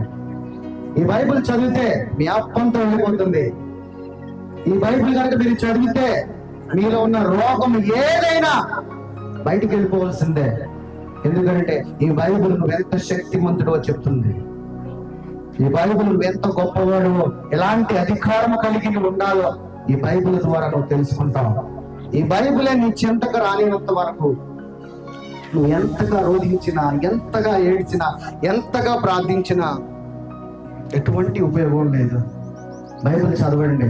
నేను ఆల్రెడీ చదివేశాను, మళ్ళీ చదవండి, మళ్ళీ చదవండి, మళ్ళీ చదవండి, చదువుతూనే ఉండండి. ఇదే నీకు ఆహారము. మీ జీవితంలో శక్తి కలిగి నువ్వు జీవించాలి అని అంటే దీన్ని మీరు తినండి. దీన్ని తిననంత వరకు మీరు ఏమి చేయలేరు. ఇది చదివితే తండ్రి ప్రేమ గొప్పతనం అర్థమవుతుంది, యేసు ప్రభు యొక్క త్యాగం అర్థమవుతున్నది, పరిశుద్ధాత్మ యొక్క శక్తి అర్థమవుతున్నది. దీన్ని తినడం వల్ల, దీన్ని చదవటం వల్ల నువ్వు ఎవరో నీకు అర్థమవుతున్నది. ఇది చదవనంత వరకు మీ జీవితంలో ఎటువంటి ఉపయోగం ఉండదండి. అందుకనే బైబిల్ చదవండి. ఈరోజు నుంచి చదువుతారా లేదా? చదవడం రాకపోతే మొబైల్ ఫోన్లో ఆడియో యాప్ ఉంటుంది, అది ఇన్స్టాల్ చేసుకుని మీకు కన్నడ కావాలంటే కన్నడ, తెలుగు కావాలంటే తెలుగు, ఇంకా మీ ఏదైతే మీ మాతృభాష ఏదైతే ఉందో ఆ భాషను మీరు సెలెక్ట్ చేసుకుంటే మీకు ఆది కాండము నుంచి ప్రకటన గ్రంథం వరకు కూడా దేవుని యొక్క వాక్యము ఎప్పుడు కూడా నిరంతరము మీ దగ్గర ఉంటుంది. ఆ వాక్యాన్ని చెవి ద్వారా వింటూనే ఉండి, వినుట ద్వారా ఏమొస్తుంది? విశ్వాసం వస్తుంది. విశ్వాసము ద్వారా నీతిమంతుడు అవుతావు. నీతిమంతుడి ద్వారా కృప పొందుకుంటావు. కృప ద్వారా దేవుని యొక్క శక్తిని పొందుకుంటావు. దేవుని యొక్క శక్తి పొందుకుంటే దేవుని యొక్క అధికారం పొందుకుంటావు. ఆ అధికారంతో ప్రతి దానిని జీవితంలోంచి నువ్వు తరిమి కొట్టచ్చు. వాక్యాన్ని చదవండి. మాకు చదువు రాదండి అలా వదిలేయమాకండి. ఈ రోజు ఎన్నో దారులు ఉన్నాయి వాక్యం వినాలి అనుకుంటే. యూట్యూబ్ ఓపెన్ చేస్తే ఎంతమంది పెద్ద పెద్ద స్పీకర్స్ వాళ్ళ యొక్క మెసేజ్లు ఉన్నాయి. ముందు బైబిల్ చదవండి. మెసేజ్ కన్నా గొప్పది బైబిలే. బైబిల్ చదవాలి, చదవాలి, చదవాలి. నీ పాఠ్య పుస్తకాలు చదివితే ఎటువంటి ఉపయోగం లేదు, కానీ నువ్వు బైబిల్ చదివితే దేవుడు తన కుమారుడుగా నేను ఒక సువార్థికుడుగా, ఒక బలవంతుడుగా, ఇప్పుడు దేవుడు ఏమంటున్నాడు? నా వారసుడివి అంటున్నాడు. ఏమంటున్నాడు? దేవుడు రాజై ఉన్నాడు. ఏమన్నాడండి? దేవుడు ఏమన్నాడు? రాజై ఉన్నాడు. మనమే అడుగుతాం, బాబు మా పిల్లలు చదువుకోవాలి, లేకపోతే నాకు ఒక బిల్డింగ్ కావాలి, లేకపోతే నాకు ఒక ఎకరం పొలం కావాలి అనుకుంటాం. ఎకరం పొలం గొప్పదా? 1000 ఎకరాల మీద ఒక రాజుగా ఉండేవాడు గొప్పవాడా? ఏది గొప్పది? ఎకరం గొప్పదా? ఎకరమేనా అండి కన్నడలు అనేది? ఎకరం గొప్పదా? 1000 ఎకరాల మీద ఉంటే రాజు గొప్పవాడా? ఎవడు గొప్పవాడు? దేవుడు ఏమంటున్నాడు? నిన్ను రాజుగా ఉండమంటున్నాడు. నేను రాజునే ఉన్నాను, నా కుమారుడుగా ఏమేటమన్నాడు? వారసుడు. వారసుడు అంటే ఎవరు? రాజా, చిన్న రాణి ఇలా ఉండమంటున్నాడు. మరి అప్పుడు అలాంటప్పుడు దేవుని ఎందుకు చిన్న అడుగుతున్నావు? ప్రభు, నా బ్రతుకు దినములని కూడా నీ కుమార్తెగా, నీ కుమారుడుగా నేను జీవించాలి. నా ప్రతి అవసరత నాకు తీర్చు నాయన. నేను దేని కొరకు అతిశయపడకూడదు. నేను అనుకున్నది అనుకున్నట్లుగా నా జీవితంలో నీ చిత్తాన్ని నెరవేర్చయ్యా. నిన్ను మహిమపరిచేవాడిలాగా సంతోషంగా, శాంతి సమాధానంతో నా కుటుంబం, నా పిల్లలతో కలిసి జీవించాలయ్యా. ఇది ప్రార్థన చేయాలి. అంతేగాని చిన్న వాటి గురించి, ఎకరం పొలం వాటి గురించి అడగమాకండి. అడిగితే 1000 ఎకరాలు అడగండి. ఏమడగాలి? 100 ఏకర్స్ అడగండి. సరేనా? 100 ఏకర్స్ అడగాలి. ఎందుకంటే ఈ భూమి ఓనర్ ఎవరు? ఇప్పుడు ఆ దేవుడిని నువ్వేమంటున్నావు? నా దేవుడివి, నా తండ్రివి. మరి నువ్వేం అడుగుతున్నావు? మట్టిని అడుగుతున్నావు. నో, అడుగు ఎకరాలు దేవుడిని. 100 ఎకరాలు అడగాలి దేవుడు. కావాలా వద్దా? నీ 100 ఎకరాలు కావాలా వద్దా? కావాలి. దేవుని కుమార్తెగా ఉన్నప్పుడు ఎందుకు మనం బడుగురుగా జీవించాలి? ఏమండి, ఎందుకు కష్టంలో జీవించాలి? కష్టం జీవించాలా? మీకు కష్టం జీవించాలందా? ఉందా? మరి అదే గ్రహించు అంటున్నాడు. అందుకని దేవుడు నీ మనసును రూపాంతరం చేసుకో, నేను నీ తండ్రిని, భూమి ఆకాశాన్ని సృజించిన వాడు నేను, నా కుమారుడి అంటున్నాడు. మరి ఆయన కుమార్తెగా ఉన్నప్పుడు చిన్న చిన్న వాటి గురించి ఎందుకు అడుగుతున్నావు? ఎందుకనంటే నీకు ఇంకా వాక్యం అర్థం కాలేదు కాబట్టి నా సహోదరి, నా సహోదరుడా, దేవుని వాక్యాన్ని అర్థం చేసుకుంటే రాజుగా జీవించే రోజు నుంచి రాజుగా జీవించినప్పుడు ఏది అక్కర్లా నీకు. ఎందుకంటే సమస్తం రాజు దగ్గరే ఉంటాయి. ఏముంటాయి? సమస్తం రాజు దగ్గర ఉంటాయి, రాజు దగ్గర ఉంటాయి. ఆ పోస్ట్ అడగ, అంతేగాని చిన్న చిన్న వాటి గురించి దేవుడు అడగ. మాకు దేవుని యొక్క కుమార్తెగా, కుమారుడుగా అధికారం కలిగి దేన్ని పొందుకోవాలో దాన్ని అడుగు, దేన్ని పొందుకోకూడదు దాని గురించి మోకాలు దండేసి ఉపవాసం ఉండి ఎంత చేసినా ఉపయోగం లేదు. ఎందుకంటే దేవుని కృప నీ మీద ఆల్రెడీ కుమ్మరించి ఉన్నది. నేను అధికారం ఇచ్చాను, అధికారం తీసుకుని ఈ రోజును జీవించు అంటున్నాడు. ఆ అధికారంలో శక్తి ఉన్నది, ఆ అధికారంలో స్వస్థత ఉన్నది, ఆ అధికారంలో సమస్తం ఉన్నది. ఏది కూడా నేను లేకుండా కలగలేదు అన్నాడు యేసయ్య.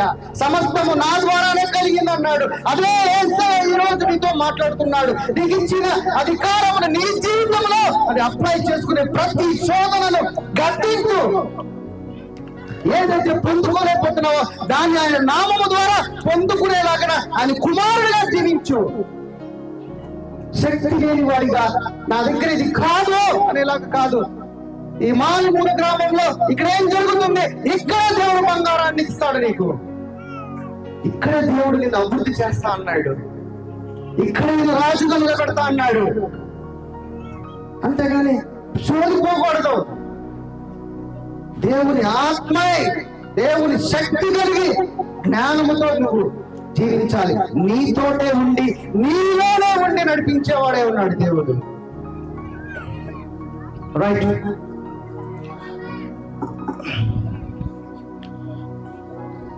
రోమీలు 3:7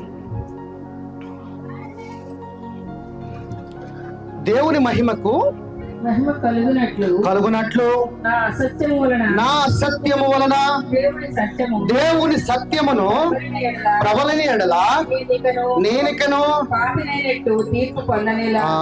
దేవుని మహిమ కలుగునట్లు నా అసత్యము వలన దేవుని సత్యము ప్రబలని ఎడల నేను ఎందుకు పాపినవుతాను అంటున్నాడు.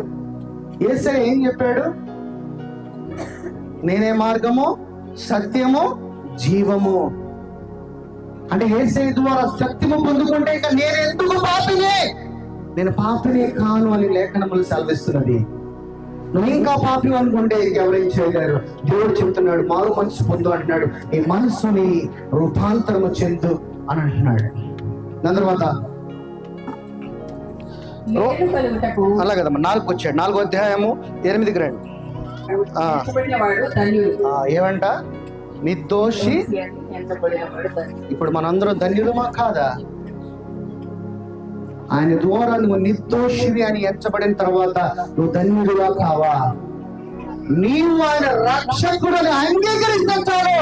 నీ పాపములన్నీ క్షమించబడి ఈరోజు ధన్యుడుగా, ధన్యురాలుగా ఎంచబడతావు అంటున్నాడు. తెలుసుకో నా సహోదరి, నా సహోదరుడా, దేవుని యొక్క వాక్యములో ఉన్న జ్ఞానమును సంపాదించుకో. నీ ఆస్తిని సంపాదించుకుంటే ఈ ఆస్తి, గాలి, తుఫాను ఏదొచ్చినా గానీ కొట్టుకుపోద్దు. కానీ నీ విశ్వాసమునే ఆస్తి ఏదొచ్చినా వణకదు, అదరదు. ఆ విశ్వాసము ద్వారా దేవుని దగ్గర ఒక మంచి బ్యూటిఫుల్ హౌస్ కట్టుకో. అక్కడ విశ్వాసంతో కట్టు ఇల్లు. ఇక్కడ కట్టే ఏ ఇల్లు అయినా కానీ ఒక భూకంపం వస్తే పడిపోతుంది, ఒక సునామీ వస్తే కొట్టుకుపోతుంది, ఒక వాన వస్తే వాటర్ లో మునిగిపోతుంది. అలాంటి ఇల్లు కట్టడం కోసం ఎందుకు పాకులాడుతున్నావు? విశ్వాసంతో దేవుడి దగ్గర ఇల్లు కట్టు. దేవుడు అంటాడంటే నువ్వు నిర్దోషుడివి, ఈ రోజు నుంచి నువ్వు ధన్యుడు అని చెప్తున్నాడు. మరి ధన్యుడుగా, ధన్యురాలుగా ఉన్నప్పుడు దేవుడి దగ్గర మనం ఎలాంటి అధికారం కలిగి ఉన్నాం? దేవుడు మనందరికీ అధికారం ఇచ్చేస్తున్నాడు.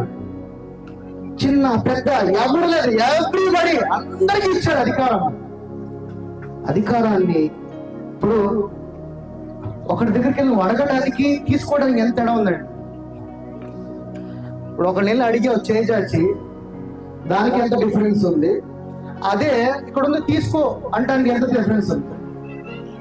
ఇంకా మనం అడిగే పరిస్థితుల్లోనే ఉన్నాము. దేవుడు చెప్తున్నాడు ఆల్రెడీ ముందు తీసుకో అంటున్నాడు, ఆల్రెడీ ముందు తీసుకో అంటున్నాడు. కానీ మనం అంటే లేదు, నువ్వు ఇస్తే నేను తీసుకుంటాను. ఇప్పుడు బిడ్డలో వాళ్ళు వచ్చి మమ్మీ అన్నం పెట్టు అంటే ఎప్పుడైనా మీరు ఏదైనా పనిలో ఉన్నప్పుడు ఏమంటారు, అరే పెట్టుకోరా అంటారు, అంటారా? దేవుడు కూడా అదే చెప్తున్నాడు, ఆల్రెడీ తీసుకోబెట్టా అంటున్నాడు. కానీ లేదు, నువ్వు పెడితేనే నేను తీసుకుంటా. అప్పుడు ఎవరు మిస్ అయిపోతున్నారు బ్లెస్సింగ్? మనమే కదా. వాక్యం చెప్తుంది ఆల్రెడీ ఇచ్చేసాను సమస్తము. నేను నీతిమంతుడిగా చేశాడా లేదా? చేశాడా లేదా? సింహాసనం ముందు కూర్చోబెడతా అన్నాడా? కూర్చోబెట్టేశాడా? నీ రోగాలు నీ తిన్న దెబ్బల చేత స్వస్థత పొంది ఉన్నావు అన్నాడా? పొందుకోబోతావు అన్నాడా? శిలువు మీద నీ శరీర దురాశ ఇచ్చలను వేసేసానన్నాడా? వేస్తాను అన్నాడా? సమస్తము అన్ని చేసేసాడు. ఈ ప్రిపేర్డ్ ఎవ్రీథింగ్. తీసుకోవటం నీదే ఆలస్యము, నీదే. నువ్వే ఆలస్యపడుతున్నావు. ఇంకా అమ్మో తీసుకోవచ్చో లేదో.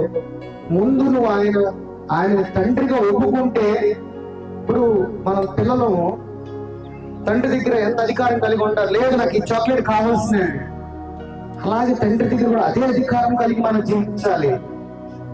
వ్రాత రూపకమైన ఏంటిది? వ్రాత రూపకమైన ఆజ్ఞలు ఏంటిదండి? ఆజ్ఞలు ఏంటి తెలుసా తెలీదా? దేవుడు 10 ఆజ్ఞలు ఇచ్చాడు కదా. 10 ఆజ్ఞలే వ్రాత రూపక ఆజ్ఞలు. ఆజ్ఞలు ఇచ్చింది ఎవరు? దేవుడే ఇచ్చాడు. దాన్ని చెరిపేసింది ఎవరు? మళ్ళీ దేవుడే. తర్వాత మన మీద రుణముగాను మనకు విరోధముగా నుండిన పత్రమును. ఒక్క నిమిషం. పత్రం అంటే ఏంటి? పత్రం అంటే ఏంటమ్మా?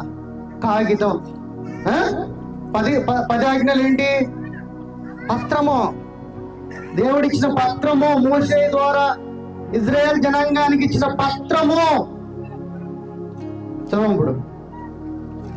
పత్రమును మేకులతో సిలువకు కొట్టి. ఏం కొట్టాడంట? పత్రాన్ని ఏం చేశాడంట? మేకులతో సిలువకు. ఆజ్ఞలు ఏం చేశాడంట?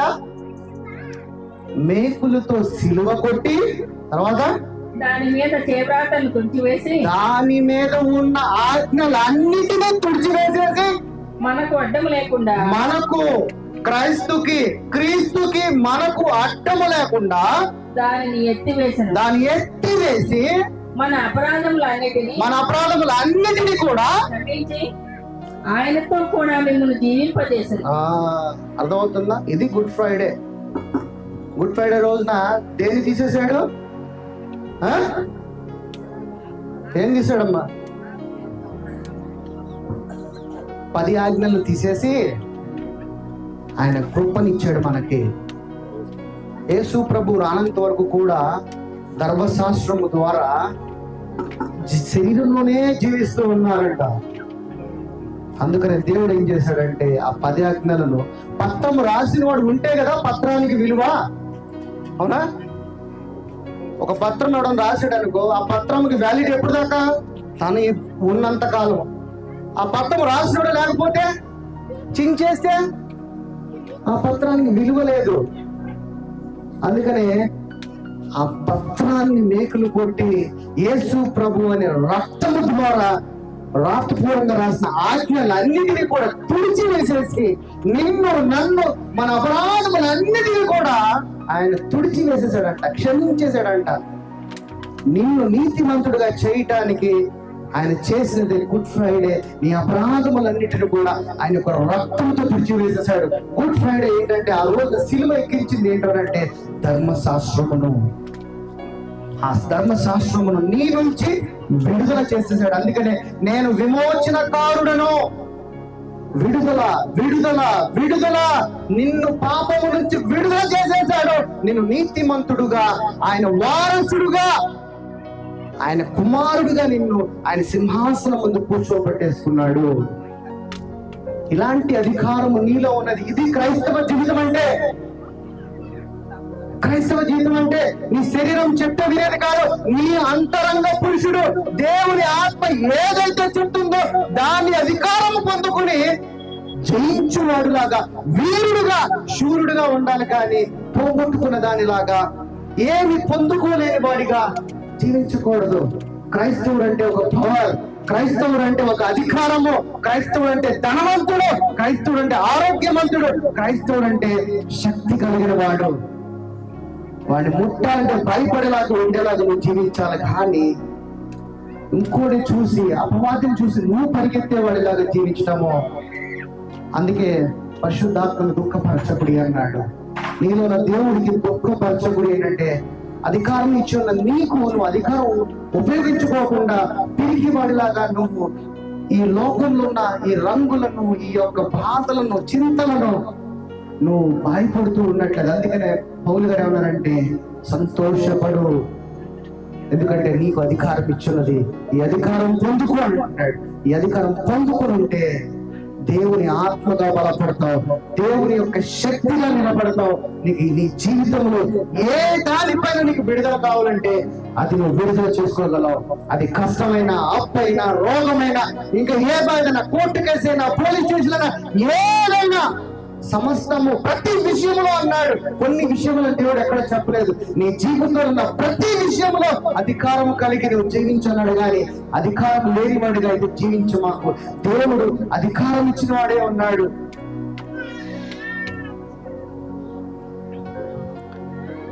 మన అధికారం కలిగి మనం జీవితామా? లేచి చూడండి అయ్యా, ఈ రోజు నుంచి నేను ఈ వాక్యాన్ని చదవడం మొదలు పెడతానయ్యా. ఈ వాక్యంలో ఉన్న శక్తిని పొందుకుంటానయ్యా. జీవితంలో ఏదైతే శోధన ఉందో ఆ శోధన జయించే వీరుడుగా నేను జీవించాలి యేసయ్యా. ఆయన నా శోధనల మీద నేను అతిశయపడలాగున, నా శోధనలో నేను ఆనందపడేవాడులాగున, నా శోధనని పరిగెత్తించేవాడులాగా జీవింపచేయ్యా. నాయన తండ్రి, ఇదిగో ప్రభువా, అని సంఘము నాయన సిలువ మీద నాయన నా కొరకు నాయన ఇదిగో తండ్రి ధర్మశాస్త్రమున సిలువ వేసి నీ రక్తముతో ఆయన ఆత్మలన్నిటినీ తుడిచివేసి ప్రభువా, ఆయన మమ్మల్ని నీతివంతమైన ప్రభువా, ఈ లోకంలో అశాశ్వతమైన వాటి గురించి నేను పరిగెడుతున్నానయ్యా. నన్ను క్షమించు నాయన.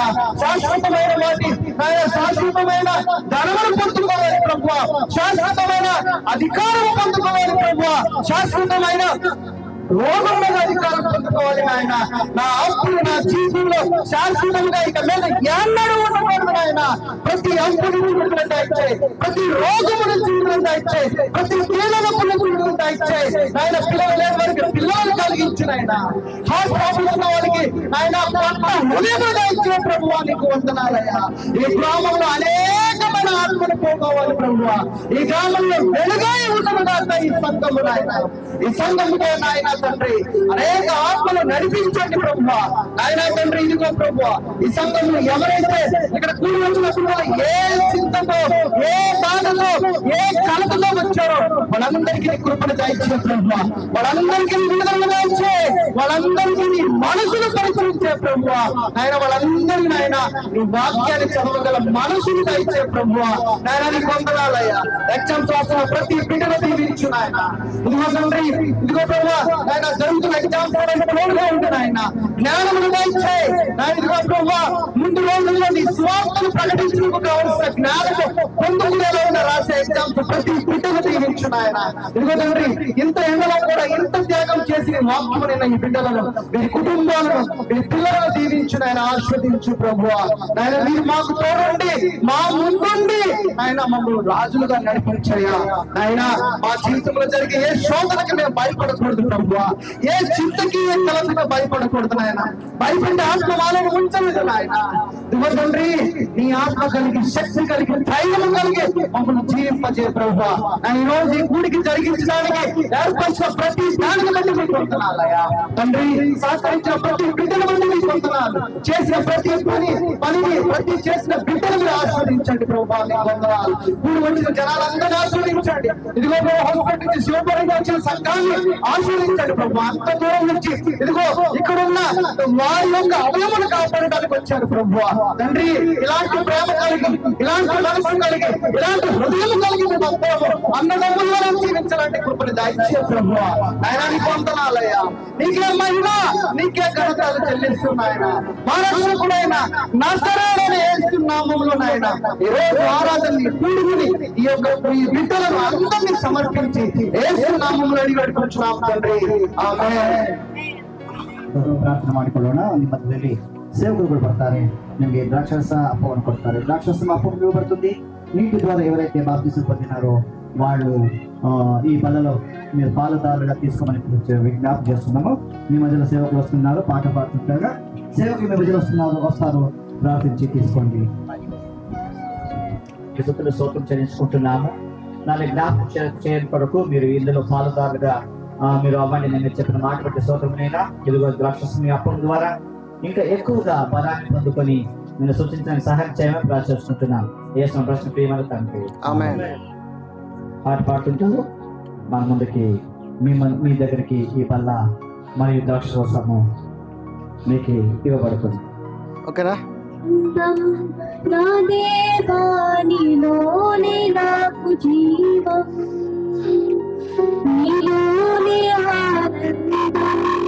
నా దేవానిలోనే నాకు జీవం, నిన్ను తక్షణం గడిపెనా నా హృదయం నా హృదయం పొంగెను.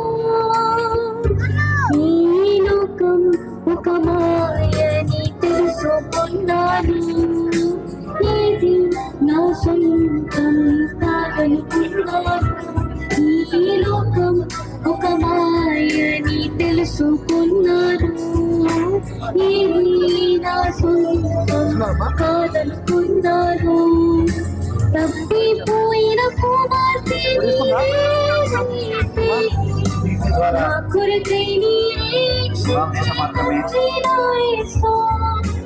తప్పిపోయిన కుమార్తె నీవే నా కొరకై నీవే నీ సన్నిధిలో తక్షణం గడిపెనా నా హృదయం పొంగెను.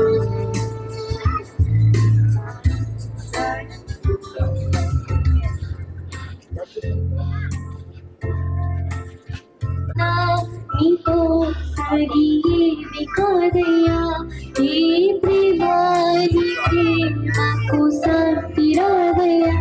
ఎన్ని క్షణం గడిపెనా నా హృదయం పొంగెను. పిల్లలు బాధపడుతుంది. నా హృదయ ఆనందం నా దేవానిలోనే వాసు.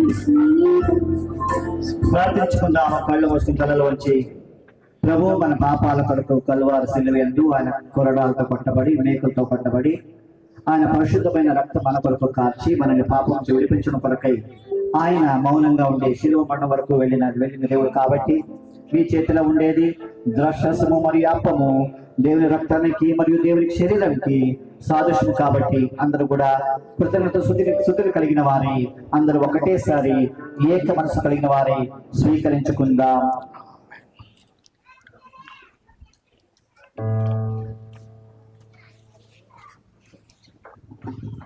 ప్రభువా స్తోత్రమునైనా ఈరోజు ఈ విధంగా మీ బలలో పాలుదారులుగా మమ్మల్ని మీరు చేర్చారు కదా ప్రభువా, నీకు స్తోత్రమునైనా.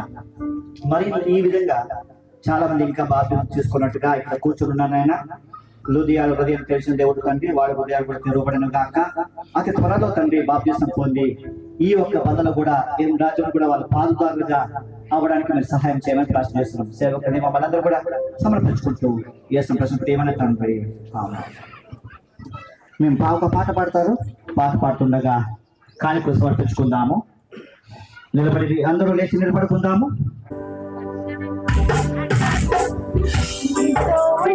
జీవితం వేదనైన రంగుల పయనం నీతో ఉంటే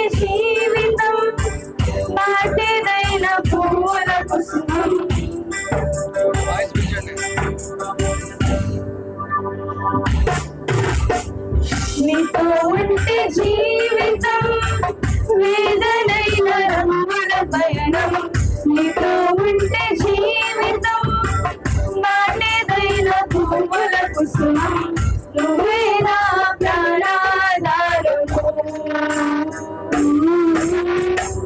నువ్వే నా జీవాధారము యేసయ్యా నువ్వే నా ప్రాణాధారము నువ్వే నా జీవాధారము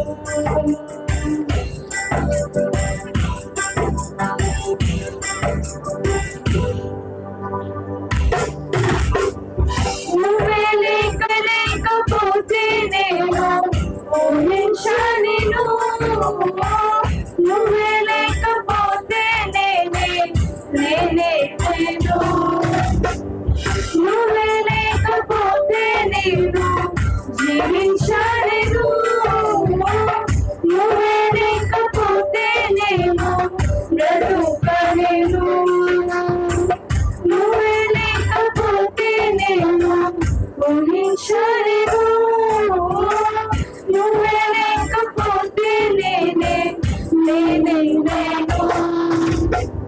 నిన్ను విడచిన క్షణమే ఒక యుగమై నడిచిన జీవితము చదనిన నా బ్రతుకే నువ్వు వెతికే నీ తోడు కోసం నిన్ను విడచిన క్షణమే ఒక యుగమై గడిచిన జీవితము చదనిన నా బ్రతుకే నువ్వు వెతికే నీ తోడు కోసం నువ్వే నా ప్రాణాధారము నువ్వే నా జీవాధారము యేసయ్యా నువ్వే నా ప్రాణాధారము నువ్వే నా జీవాధారము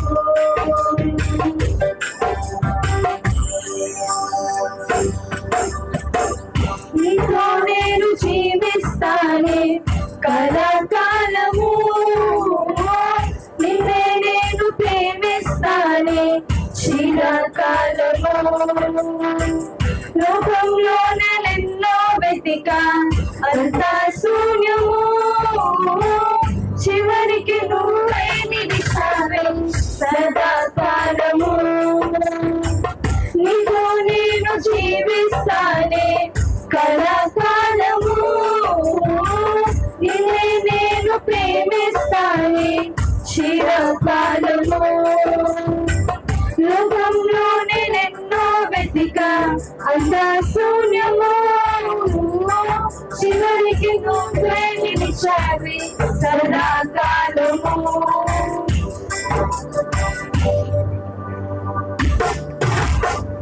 నిన్ను విడువను దేవా నా ప్రభువా నా ప్రాణనాథా నీ చేతితో మలచి నన్ను విడిచి సరిచేయునాదా నిన్ను విడువను దేవా నా ప్రభువా నా ప్రాణనాథా నీ చేతితో మలచి నన్ను విడిచి సరిచేయునాదా నువ్వే నా ప్రాణాధారము నువ్వే నా జీవాధారము యేసయ్యా నువ్వే నా ప్రాణాధారము నువ్వే నా జీవాధారము నీతో ఉంటే జీవితం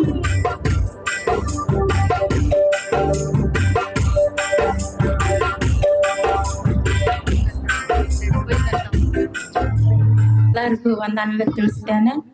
ನಾನು ಸಾಕ್ಷಿ ಹೇಳೋದೇನಂದ್ರೆ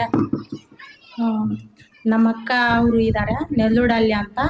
ಅವರು ಒಂದು ದಿವಸ ನನಗೆ ಫೋನ್ ಮಾಡಿ ಹೇಳಿದ್ರು ಶಿವಪುರ ಅಂತ ಹೇಳಿ ಅಲ್ಲಿ ಒಬ್ಬ ಒಳ್ಳೆ ಸೇವಕರು ಒಳ್ಳೆ ಆತ್ಮಿಕವಾಗಿ ವಾಕ್ಯ ಹೇಳ್ತಾ ಇದಾರಂತ ನಮ್ಮ ಅಕ್ಕ ನಮ್ಗೆ ಹೇಳಿದ್ರು.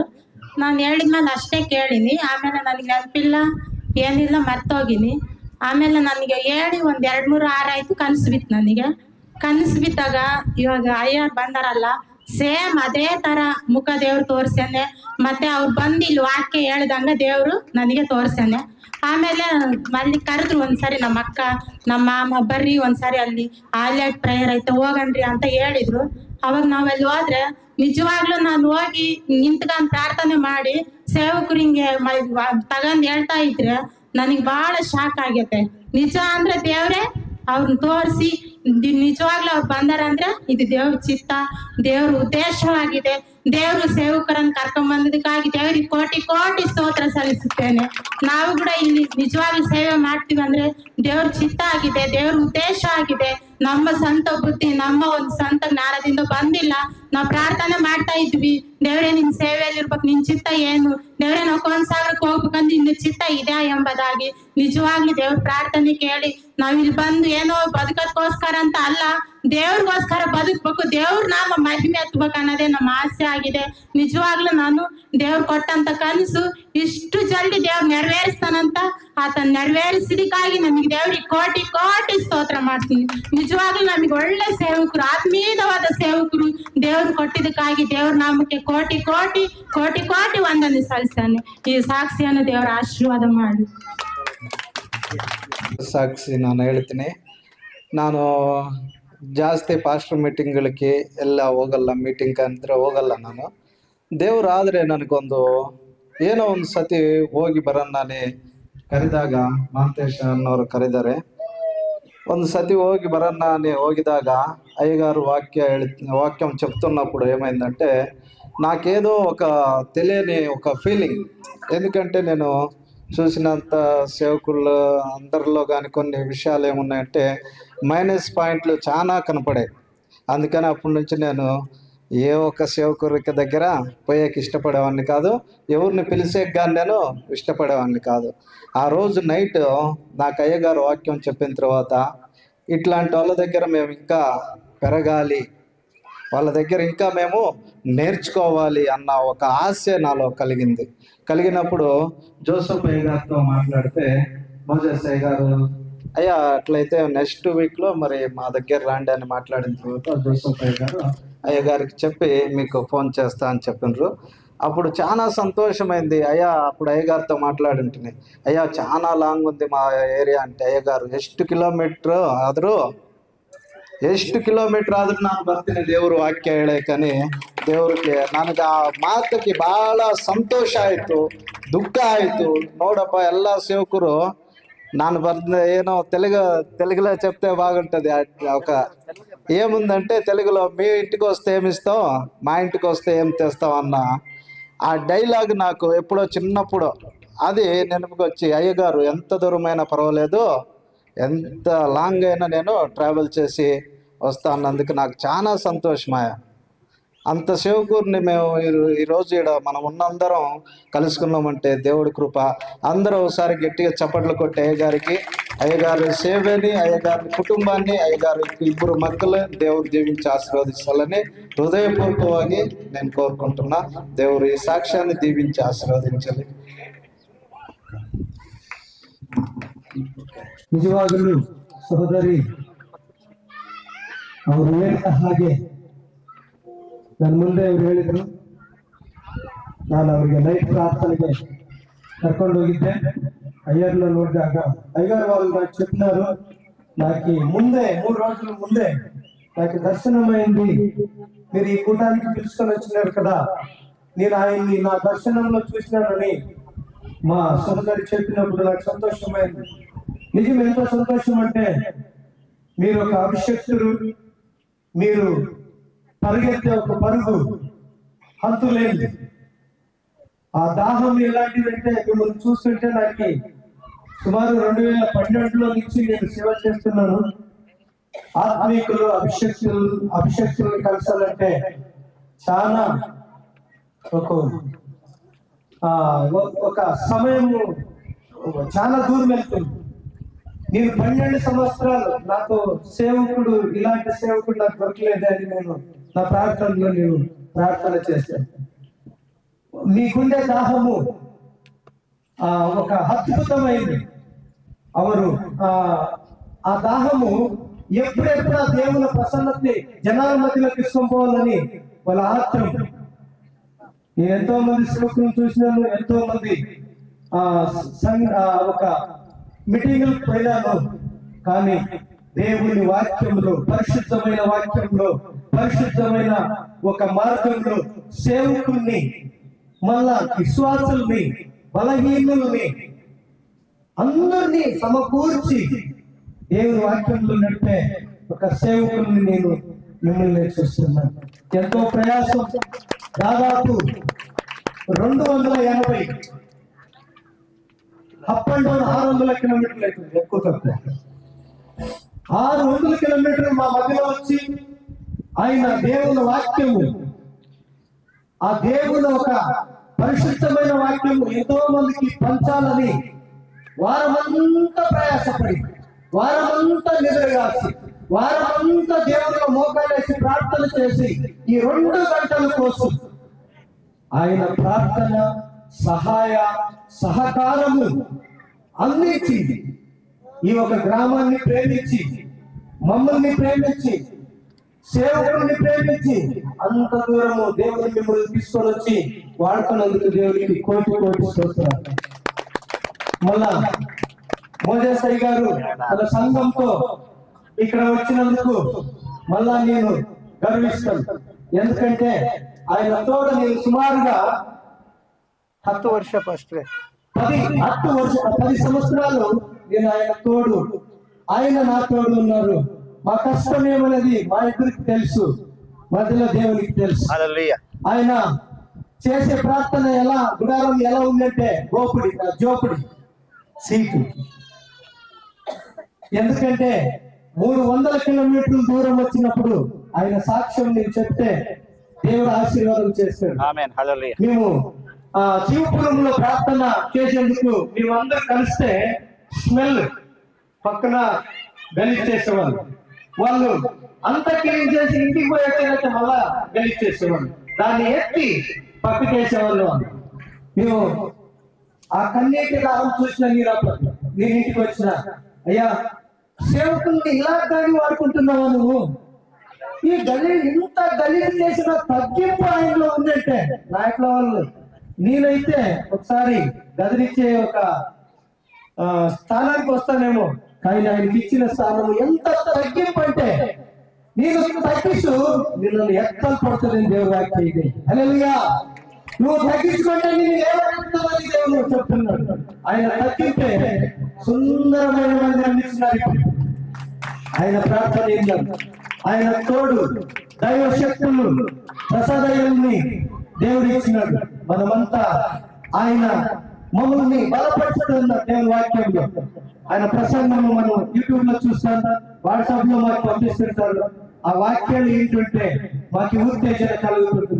ఎప్పుడెప్పుడు సువార్త తీసుకొని పోవాలి, బీదలు ఎక్కడున్నారు, అనాథులు ఎక్కడున్నారు, రోగిస్తులు ఎక్కడున్నారు, వాళ్ళ మధ్య మీరు ఎక్కడ తీసుకోవాలా వాక్యం అని మమ్మల్ని అప్పుడప్పుడు బలపరుస్తుంటారు. ఇలాంటి అభిషక్తులు మా గ్రామానికి, మా సంఘానికి ఇక్కడ వచ్చి వాళ్ళు ప్రార్థన చేసేదానికి సమయం అందించిన దేవునికి కోటి కోటి స్తోత్రాలు చెల్లిస్తున్నాను.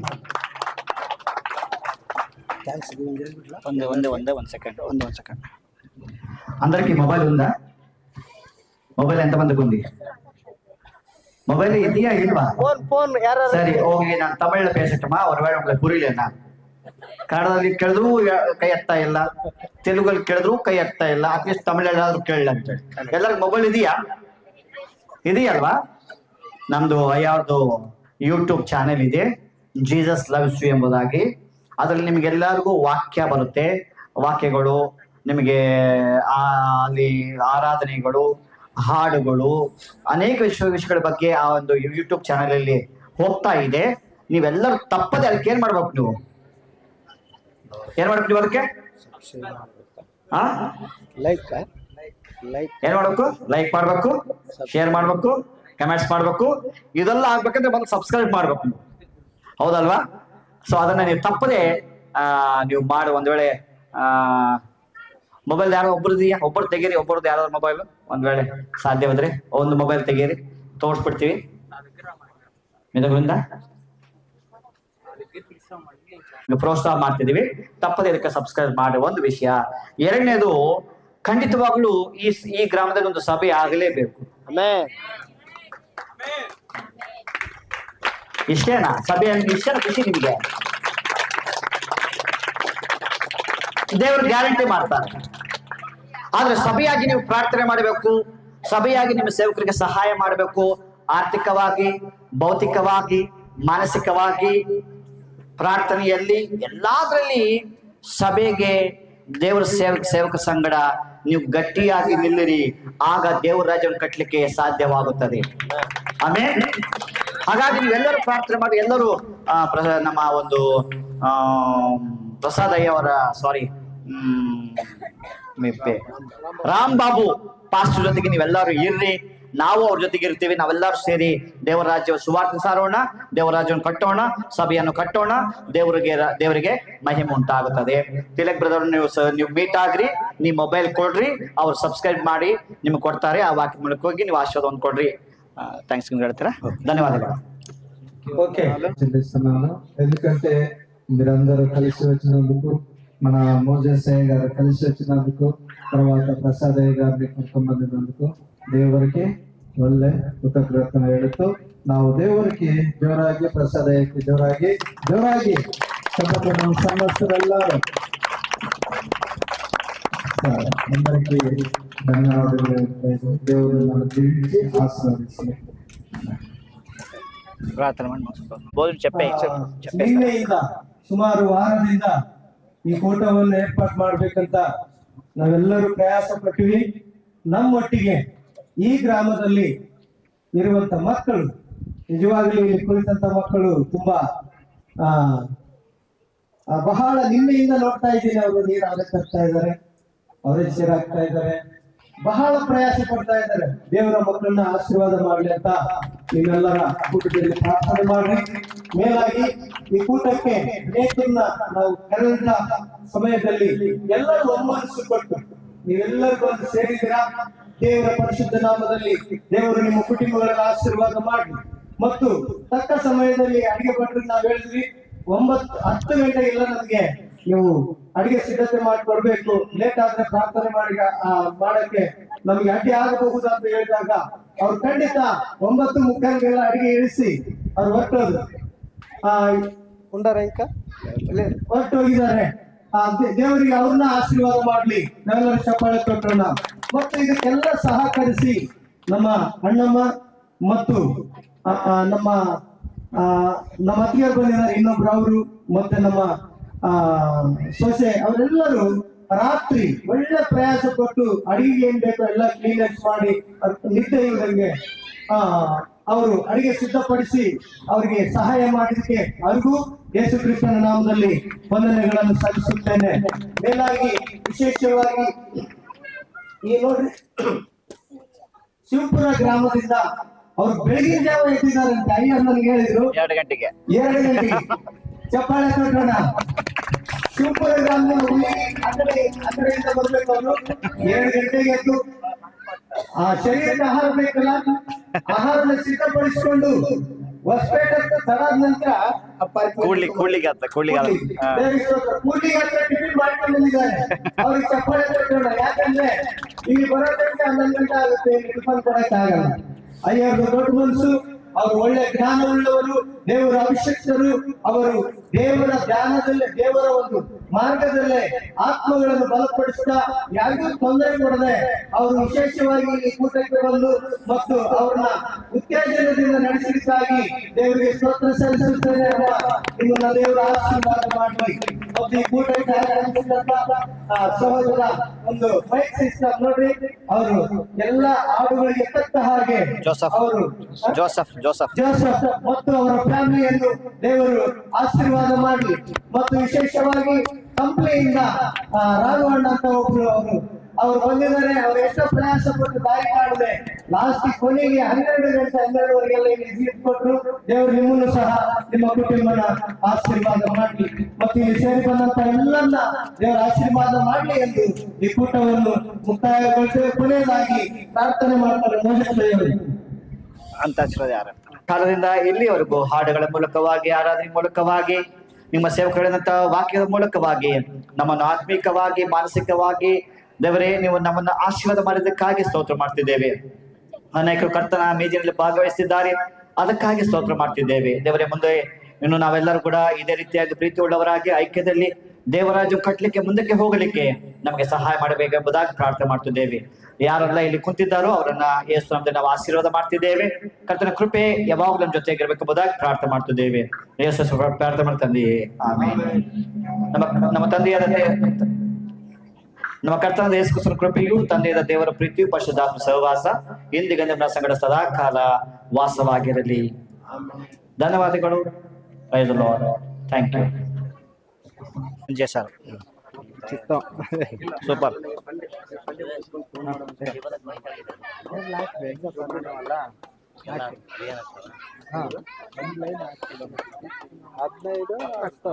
ಎಷ್ಟಿದ್ರೆ ಅಷ್ಟು ಚೇರು